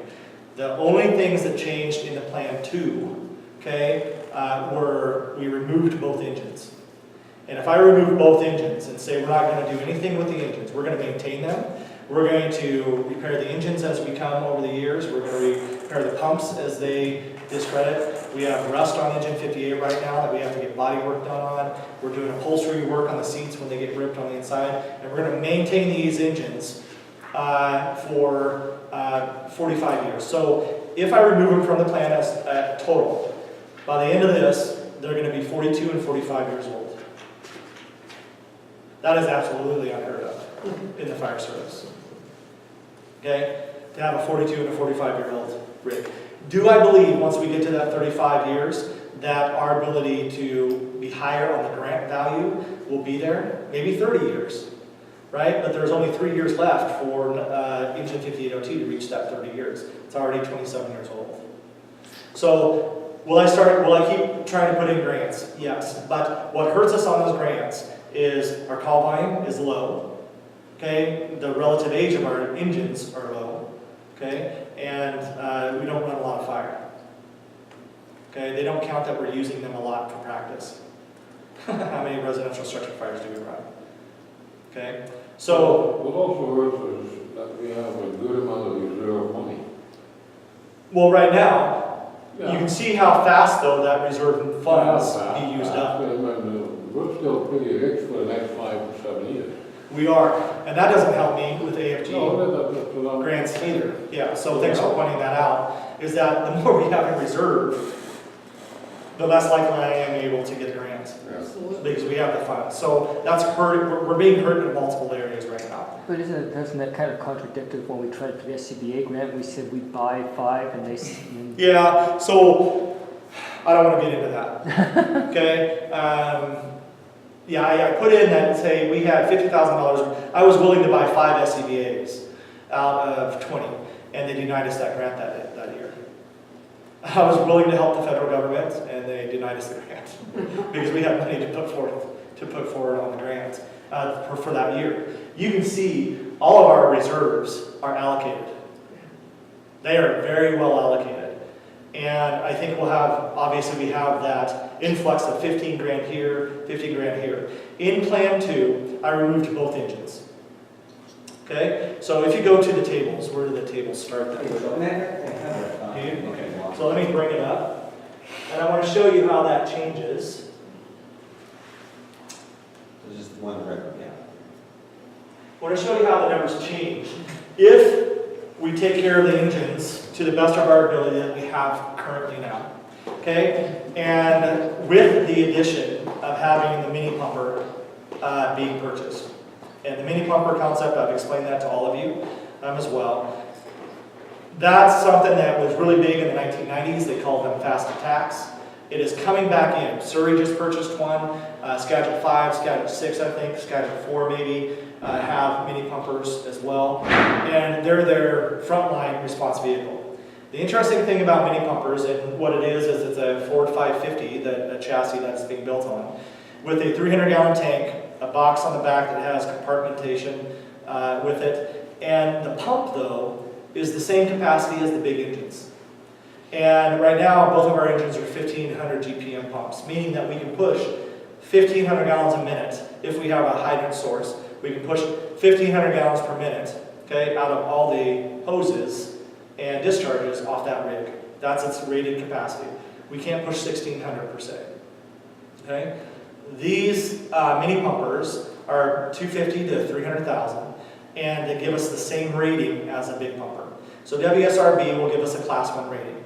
The WSRB requirements for a Class 1 rating, I think the pump is going to be very large, or for GPM. I think they only require 1,000 gallons a minute for a Class 1, and don't quote me on this. Somewhere it's less than what a 1,500 GPM would be, and I'm looking at a GPM of 1,500 for this mini pumper to maintain what we currently have, and at least 300 gallons per minute, 300 gallons of water within its tank. That gives us the same point value as an engine that we have sitting out there right now, $600,000 rig in today's value. Okay, it's more cost efficient. It's less to maintain. Everything's less on that, fuel, everything like that. I think Skagit, one of the Skagit fire districts, he has seen, the chief down there has seen a 30% saving already in fuel. just by having the mini pumper as their first response vehicle for structure fires. Obviously, we're going to have our engines dispatched on a structure fire too. So it's just not going to be the mini pumper concept. But we have the same flow rate as we have on one of our big engines. And we're going to have the ability to attach to a hydrant, bring it into the mini pumper. We could run a full structure fire with the mini pumper if necessary. We wouldn't need a big engine on scene. So that allows those engines now to be used less. Over the years, my concepts have changed. And do I believe that we need to have a huge engine going to a medical call? I don't. Okay? Right now, we don't have any other way to do it, to get personnel there. Okay? The benefit of having an engine on a call, mini pumper and or engine, is if we drop a structure while we're on that medical call, we can leave from that call and go directly to the structure fire and start fire control on that structure.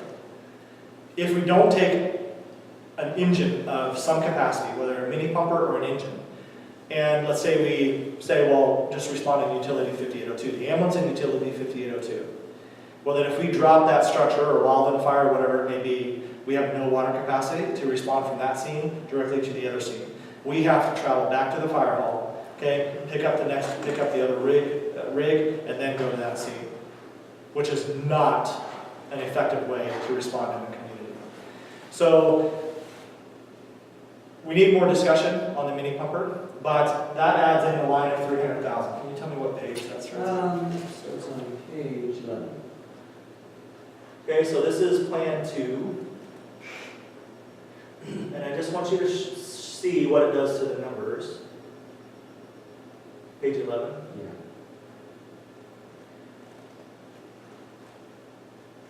Okay, now remember, everything's been removed. So the mini pumper purchase, I put at 300,000 because anywhere it's between 250, 300. I would average that. I would get probably 3 bids from manufacturers of the mini pumpers.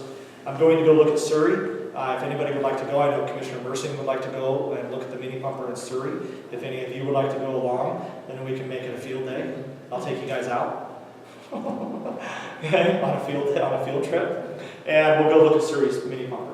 If you want to go down to Skagit and compare what they have down there, we can do that as well. But manufacturers now are really bumping up their mini pumper, okay, building mini pumpers, because more and more districts are realizing the cost of buying new, not having the ability to get grants.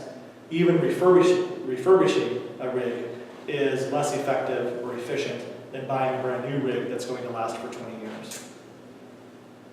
So that's where we're at right now. If we did that, so that puts that component in. With the Plan 2, so since we're not going to be in Plan 2 trying to refurbish, replace, or do anything with the 2 engines that we have now, the only thing that we need to calculate in, and I've calculated in $100,000 over the next 18 years. It's $5,500 per year. Okay, that's roughly $100,000 over the 18-year plan of maintaining those 2 engines. That is, if the pump goes bad, we rebuild the pump on the engine. If the transmission goes bad, we rebuild the transmission. That we maintain those rigs with $100,000 over the next 18 years. Okay, if the tank goes bad, what did that cost us? 20 grand, right? So anything that goes bad on those rigs, we would be maintaining those. The auditor, state auditor, allows us to use capital reserves to prolong apparatus. Okay? So I've added $5,500 a year, okay, to over 18 years equals approximately that $100,000. Okay? So that's been added in. That's not part of Plan 1, that's part of Plan 2. Because I've removed $900,000 or more of apparatus replacement. Okay? So we go through this, the projections. Again, we calculated the inflation and stuff. What that $5,500 would be in 2020 is $5,800. Okay, it would be the cost in 2020. So all of that's still the same as in Plan number 1.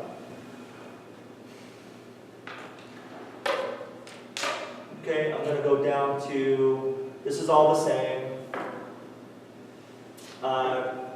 Revenues is all the same too. And then this is now the projection of the capital. So I had $140,000 projected for capital expenses in 2018. But if we went ahead and purchased a mini pumper this year, that's why it comes up to 385, because I still got the 140 and everything else in there, I think. I still have the other ones, but I added a mini pumper in there. So that would bring down our reserves, or our available cash, to 532,000. Okay, so as this goes down, 2020, 512, 422, keep going down. So I think in Plan 1, can somebody verify this for me, please? In Plan 1, we started running a deficit in 2028 or 2029. Is that correct? 31, I thought. No, it started before that. 29, I think. 2029? I think that- yeah. Yes, Sure it was 2029. It was 2031 on the other. So, in this plan, in plan number 1, we ran a $1.1 million deficit between 2031 and 2036. If we maintain and take those rigs out to 42 and 45 years of age, and I'm unable to get a grant to overcome those rigs, okay, that we maintain those rigs to standard, so they meet the NFPA standards that we have to meet, okay, to have a Class 1 rig,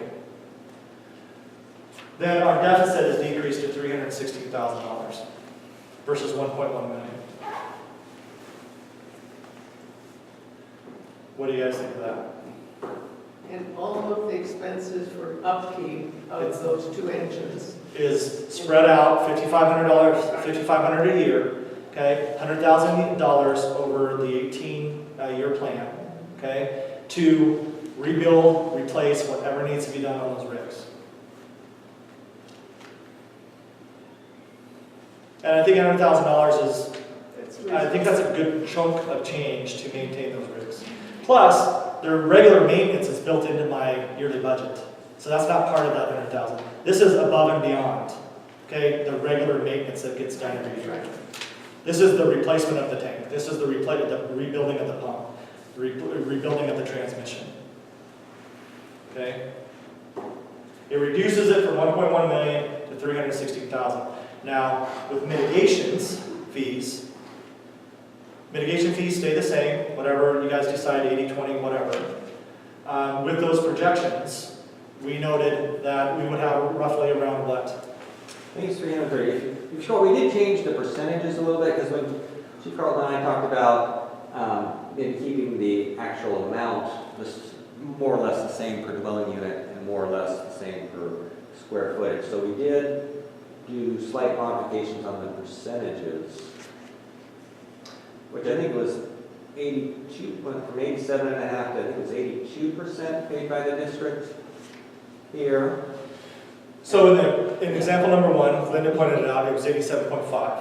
We reduced that to 82% paid by the district, which put much more value on commercial and residential to overcome that. Okay, so total facility costs from, what was it in plan number 1, 2.6? If we remove the engines, total capital expenditures in plan 2 come to only 1.8. Okay, if we have mitigation fees, if we say the district should pay 82% of that, projected facility cost of 1.8, that's 1.5 by the district, so 330,000 needs to be paid by a combination of residential and commercial. Okay, does everybody understand that? Which in that 330 is roughly the same as in plan 1. Right. Okay. So then the other 18%, how much of that 18% do you want paid by residential? How much of that 18% do you want paid by commercial? Okay, so that can be as easy as 80-20. We want 80% paid by residential, we want 20% paid by commercial. Okay, and then the numbers just average out. So the 1,046, that stayed the same. Yeah, I think it was 1,043 plan 1. So Okay, 1,043 plan tried to 1, maintain. 1,046 in this plan, pretty much stayed the same. Okay, and then we had 20% for the commercial. That stayed at 93 cents. I think that's the same as plan 1. and then you have the numbers configured out there to equal the cost, so it's almost identical. So if I remove trying to do anything with the engines, we maintain them to the best of our ability, definitely meeting the NFPA pumping standards, because otherwise we get hit on WSRB. We maintain the bodies, we fix rust when it comes across, so it doesn't grow into a huge problem for us. Those types of things.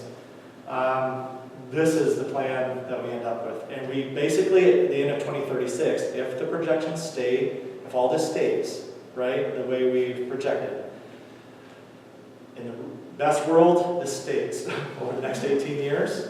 Projections are right on. We become net zero pretty much at the end of the 18-year plan versus being in a deficit. And you have the pumper. And we have a mini pumper. So the mini pumper takes 98% of the job, okay? And it allows our two engines, okay, or pumpers. I call them pumpers from the Midwest, but we kind of call them engines here.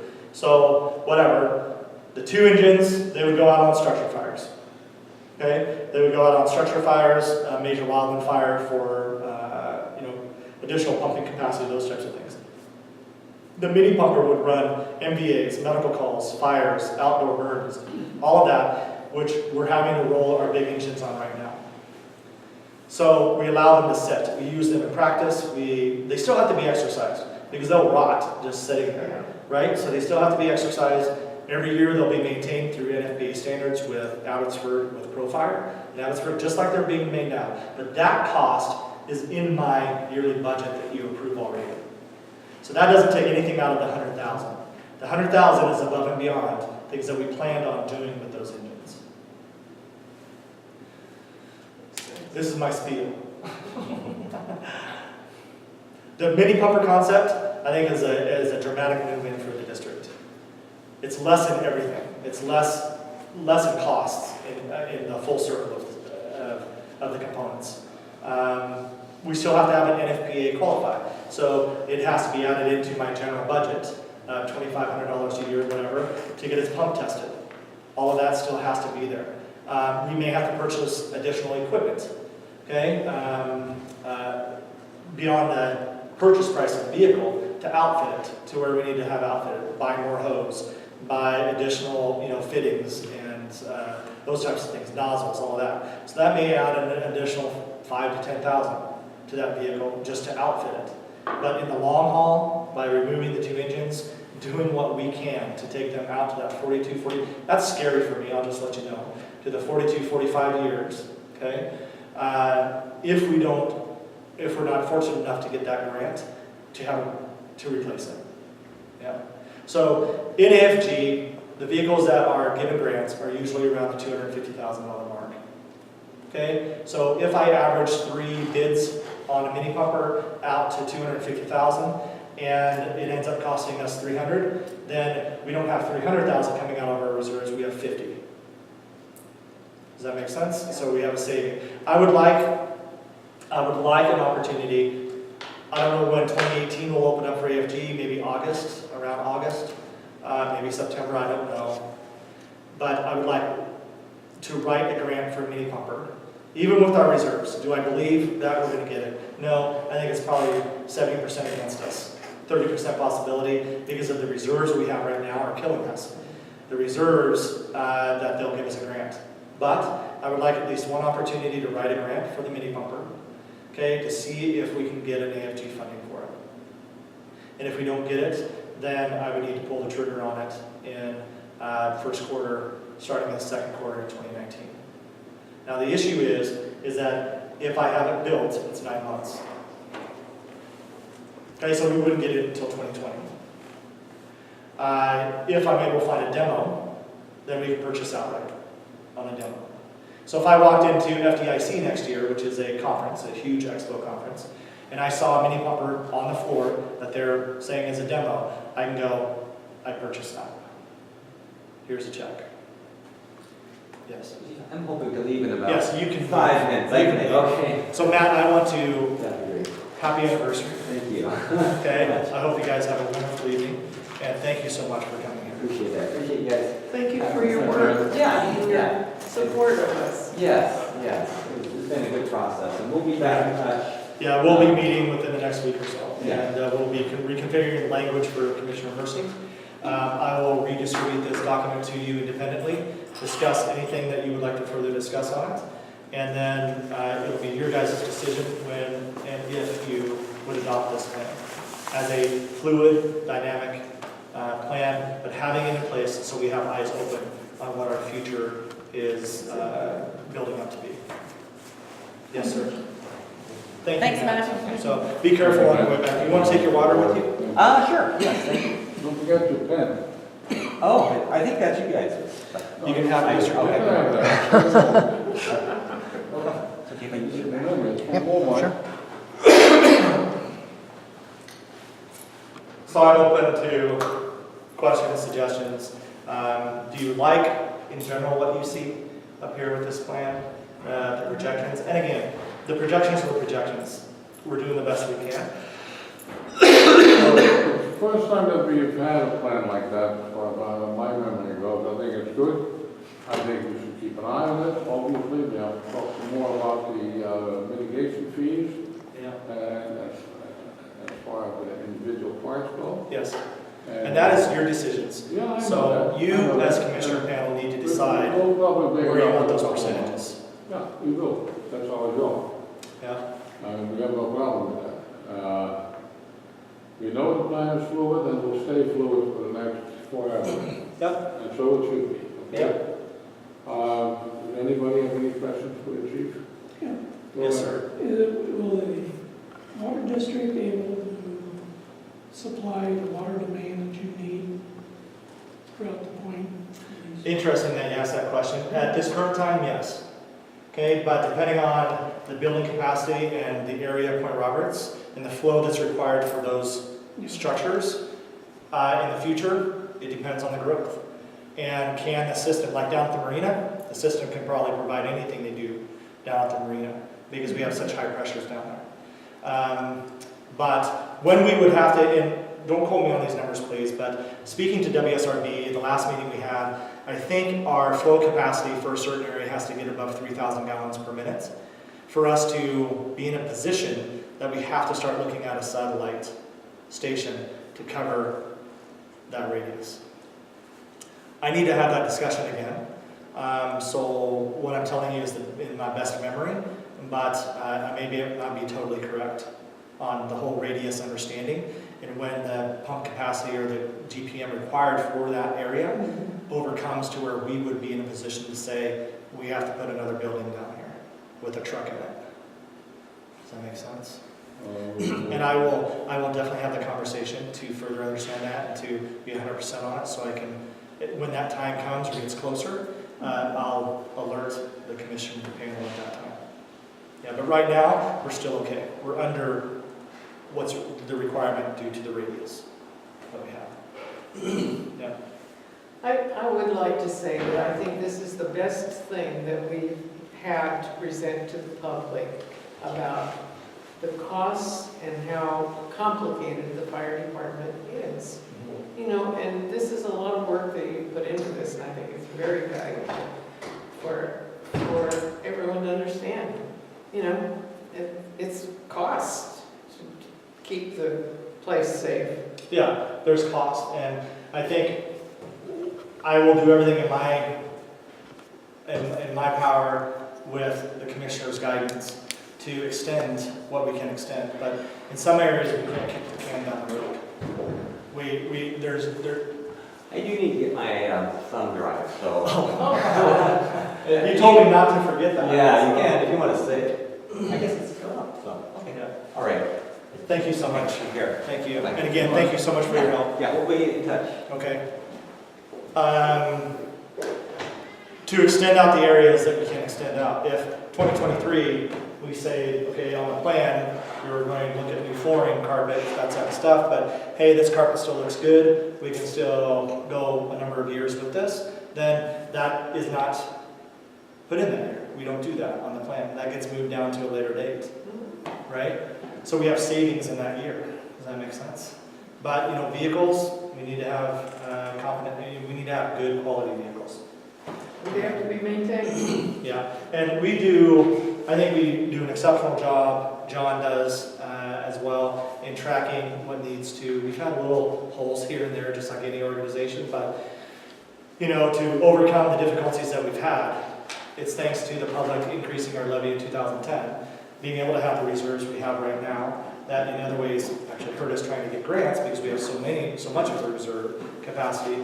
But that reserve capacity that we've been able to build up over the years is allowing us to try to get to an 18-year plan, right? And that is benefiting us completely. But now, if this plan is adopted, I can actually say all of our money is allocated out of the reserve capacity that we have. And this is why. These are what we have in capital facilities. These are the reserves for capital expenditures every year, right? And by this year, we're going to be net zero. And granting agencies may look at this differently as well. Oh yeah, and this comes to play. Do we truly have, if this plan's adopted, do we truly have money that we can just spend on whatever we want to spend it on? The answer to that is really no, because we've allocated every penny for the survival of this district. Yeah. And survival may not be, but for the lasting ability of this district. Linda, do you have any questions on this? Not on this, no. It just occurs to me that if this is the plan that's adopted and you're net zero in 18 years, when do you start developing the next plan? At 15. At 50. At 15. If everything lines up, the hope that would be better, right? That inflation doesn't increase beyond what we projected. You know, maybe our revenues are better than 1.8%, you know, over some of the years and stuff. We have a little bit more money. So net zero, yeah, if in 18 years and everything's perfect in this and lines up. Then you don't have a dime in the bank. And at 18 years, we're net zero. At 15 years, that's when the commission that's in place at that point, if I'm still the fire chief at that point, I'll be like 96, I think. No, I'm just kidding. But they're going to have to look at the funding models, right? And maybe different funding models will be available at that point, right? But, you know, the levies, the bonds, the whatever are going to have to be looked at, and maybe something else is available too.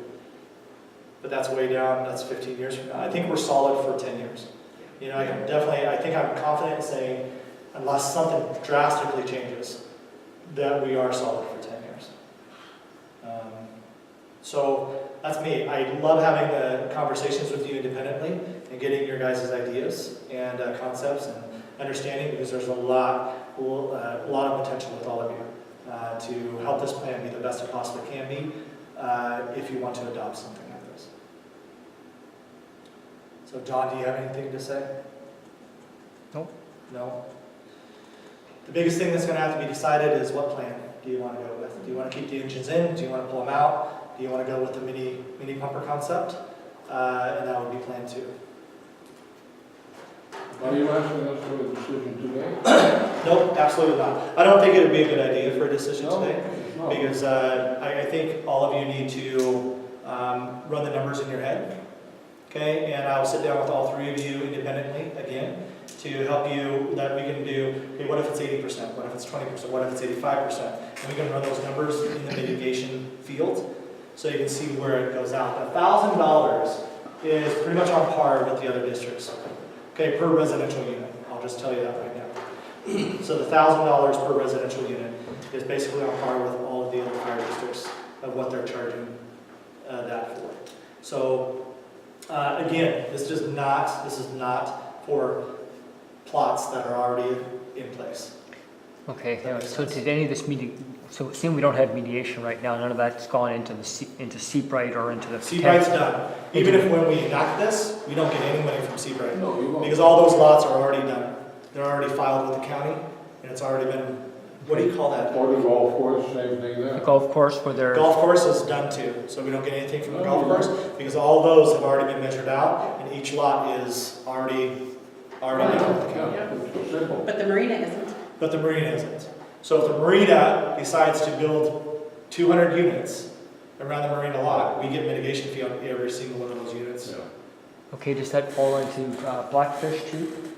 Nope, Blackfish is already plotted, books. plotted for their hotel and whatever they're Yeah, talking about the building? land is already commercial Okay. use and it's filed with the county. Okay.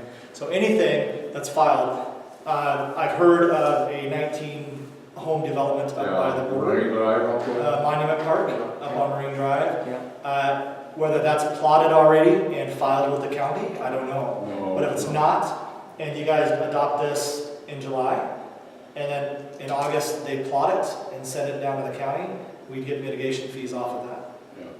That one is moving forward. So they may already have it plotted. They've already come to PERCAC for approval of the plans. The benefit of approving this as soon as possible, but we have to have the percentages, right? So if you wanted to start off with 80-20, we can just start off with 80-20. Okay, but if you want to start off 90-10, 75-25, that's what you need to decide. I think the meeting in July is a month away. Can we wait that long? We can. We risk not getting, I can call the county, see if that's plotted out already, right? If you want to see, Is the fee allocated, is the fee designed to be allocated or to be distributed by the time the county gets or gives a stamp of approval, or is the fee allocated when a building site has been approved? as far as I could be wrong, but as far as I understand what the conversations I've had, is when that house, it's applied when the house is built. When the So, house is built? Yes, so the builder The builder will is then- assessed that fee, Yeah, the builder obviously will pay for this, yes. so he will pass it on to the homeowner. If they decide to pass it on to them or whatever. So, and talking to Matt, Well, Seabright is not even half built, isn't even 20% But built. the lots are already made. The lots have been Yes. plotted, yeah. Right, The but, lots of, but anything that's been plotted, Yeah, that's but you in, just said if the house is being built. that's when the fee is assessed. right, but they're only issuing 6 permits at a time for Seabright. I don't know. It doesn't matter. Doesn't matter. Seabright is already, the whole area is already Plotted. stamped It's at the plotted, county. yes. Okay? But then So- at the same token, you can then not say that you will get the money when the builder hasn't even looked at the land yet. We're talking about the other development up on Marine Drive, Yeah, which the one may that- not yet have been plotted, and if it hasn't been, I think the response was to your question, at what point does the fee get assessed? When the house is being built. But it's It's not not because it's possible been here. plotted. But Okay. you know as well as I know that there are still lots by the saltwater pond, you know what I'm talking Travis about. Pond. Where Yeah. there is no house being built No, there. but has that acreage been subdivided? It has. Yeah, in the of course county. it has, yeah, If it's been subdivided already, and that's been stamped, yeah. no. It's not eligible for It's not mitigation eligible fees. for mitigation Not fees. eligible now, that's a big difference, okay, yeah. So for language purposes, it's not Okay. eligible for that mitigation because it's already been plotted in the Yeah, county. I can see that. This is my understanding, Okay. okay? And I'm pretty sure I'm correct on that. There's room for, Well, let's you know, get some, let's get mistakes some in my deeper understanding. answers on that.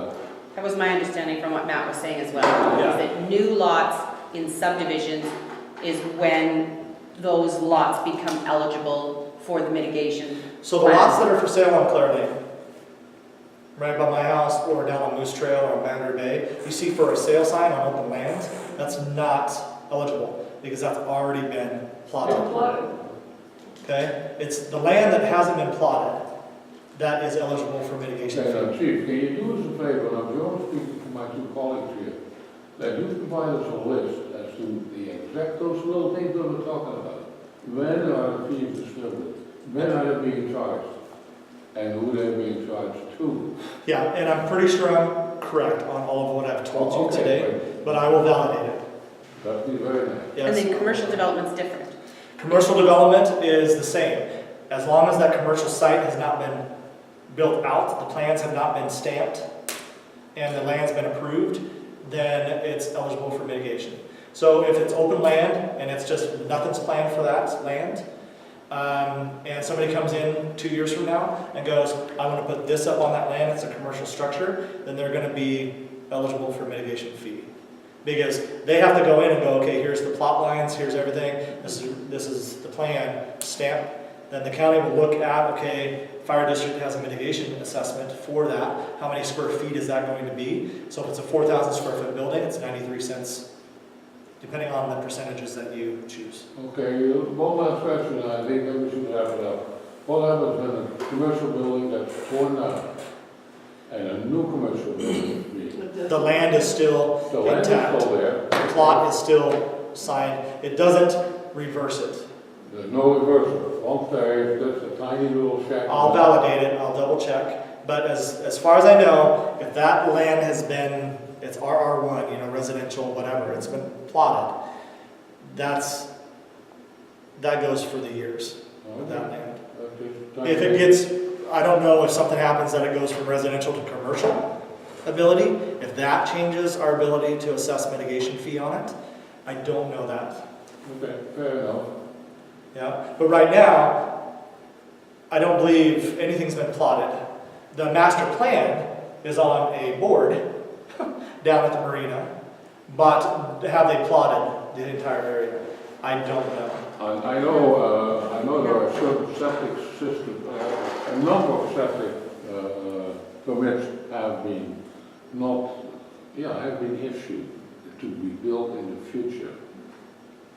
That I do know from my time over there. Has the entire area been plotted, or did they just start with one area and they still have? Steve McCabe, the former, Yeah. just wanted he didn't want to commit himself to, let's say, 40 or 50 or 60 septic permits. Sure. But he reserved a certain amount only. And that's public, that's open public records. So I can go down to the county and say, okay, what has been done at the marina? What's been plotted? Has the Monument Park area been plotted yet? Regardless of what has been, I think mitigation fees are a benefit to the district, and it will help us overcome any type of deficits to a degree. They may not overcome the entire deficit if we have changes in the percentages here. The 3%. It shouldn't be either. We have obviously our main source of income. But it benefits the district and will help us throughout the years. Yeah. Yeah. Everybody. And we're not doing something that other districts haven't done in the county as well. Okay, so when we get into these commercial things, how does that? It's deal- per square foot. No, How big is the how does that commercial? deal with us as far as the fire flow? That's set by code. So fire marshal is, and anything commercial will most likely have to be sprinklered.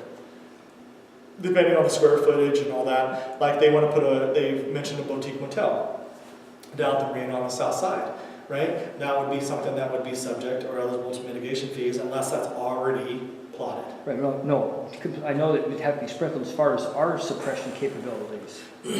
Like, for the sake Again, of argument, would they have to put in a bigger main to give more flow? it depends on the size of the structure, I believe, by code. Okay. Yeah, and that's what the county has actually reduced, is they reduced the flow necessity of some commercial structures in the county. They said, well, code required, international code or whatever code that the UBC. fire marshals follow, international code requires this for this size of a structure, but county council has decreased that through amendments.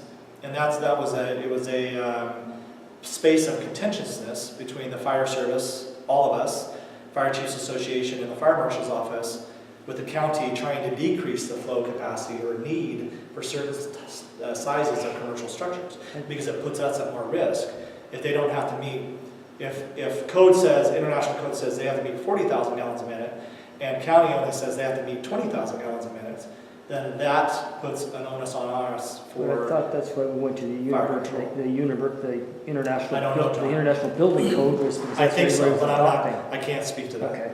Okay, I can't speak to that. So what I would ask of the commissioners, I appreciate your time.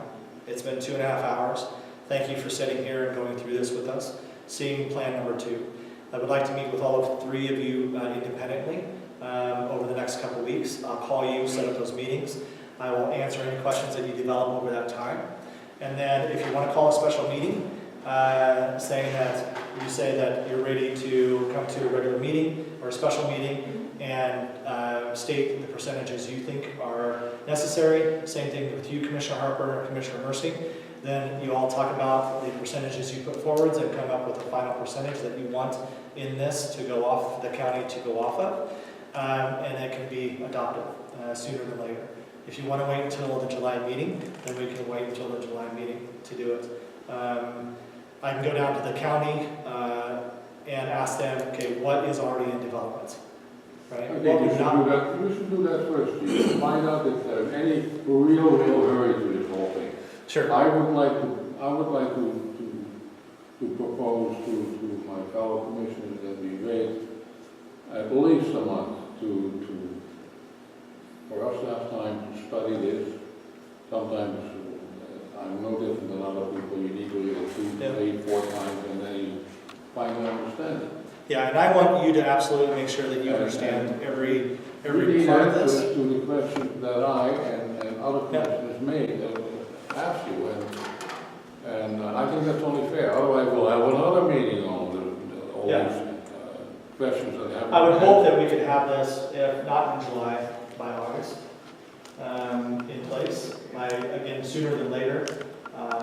But that is guided by you, as my commissioners. Okay. I know this is a special meeting, and therefore we can, stray away too far from the topic. However, would you be able, a question in general to you, would you be able to give my fellow commissioners a copy of the insurance that we have with, what's his name? Kelly? Tony Kelly. He should We be, need to study that. and can we that's why I adjourn the mentioned that. meeting, and then I'll answer that question for you? What was that? So we don't go outside the. No, just like a friendly reminder, and then we'll, Yeah,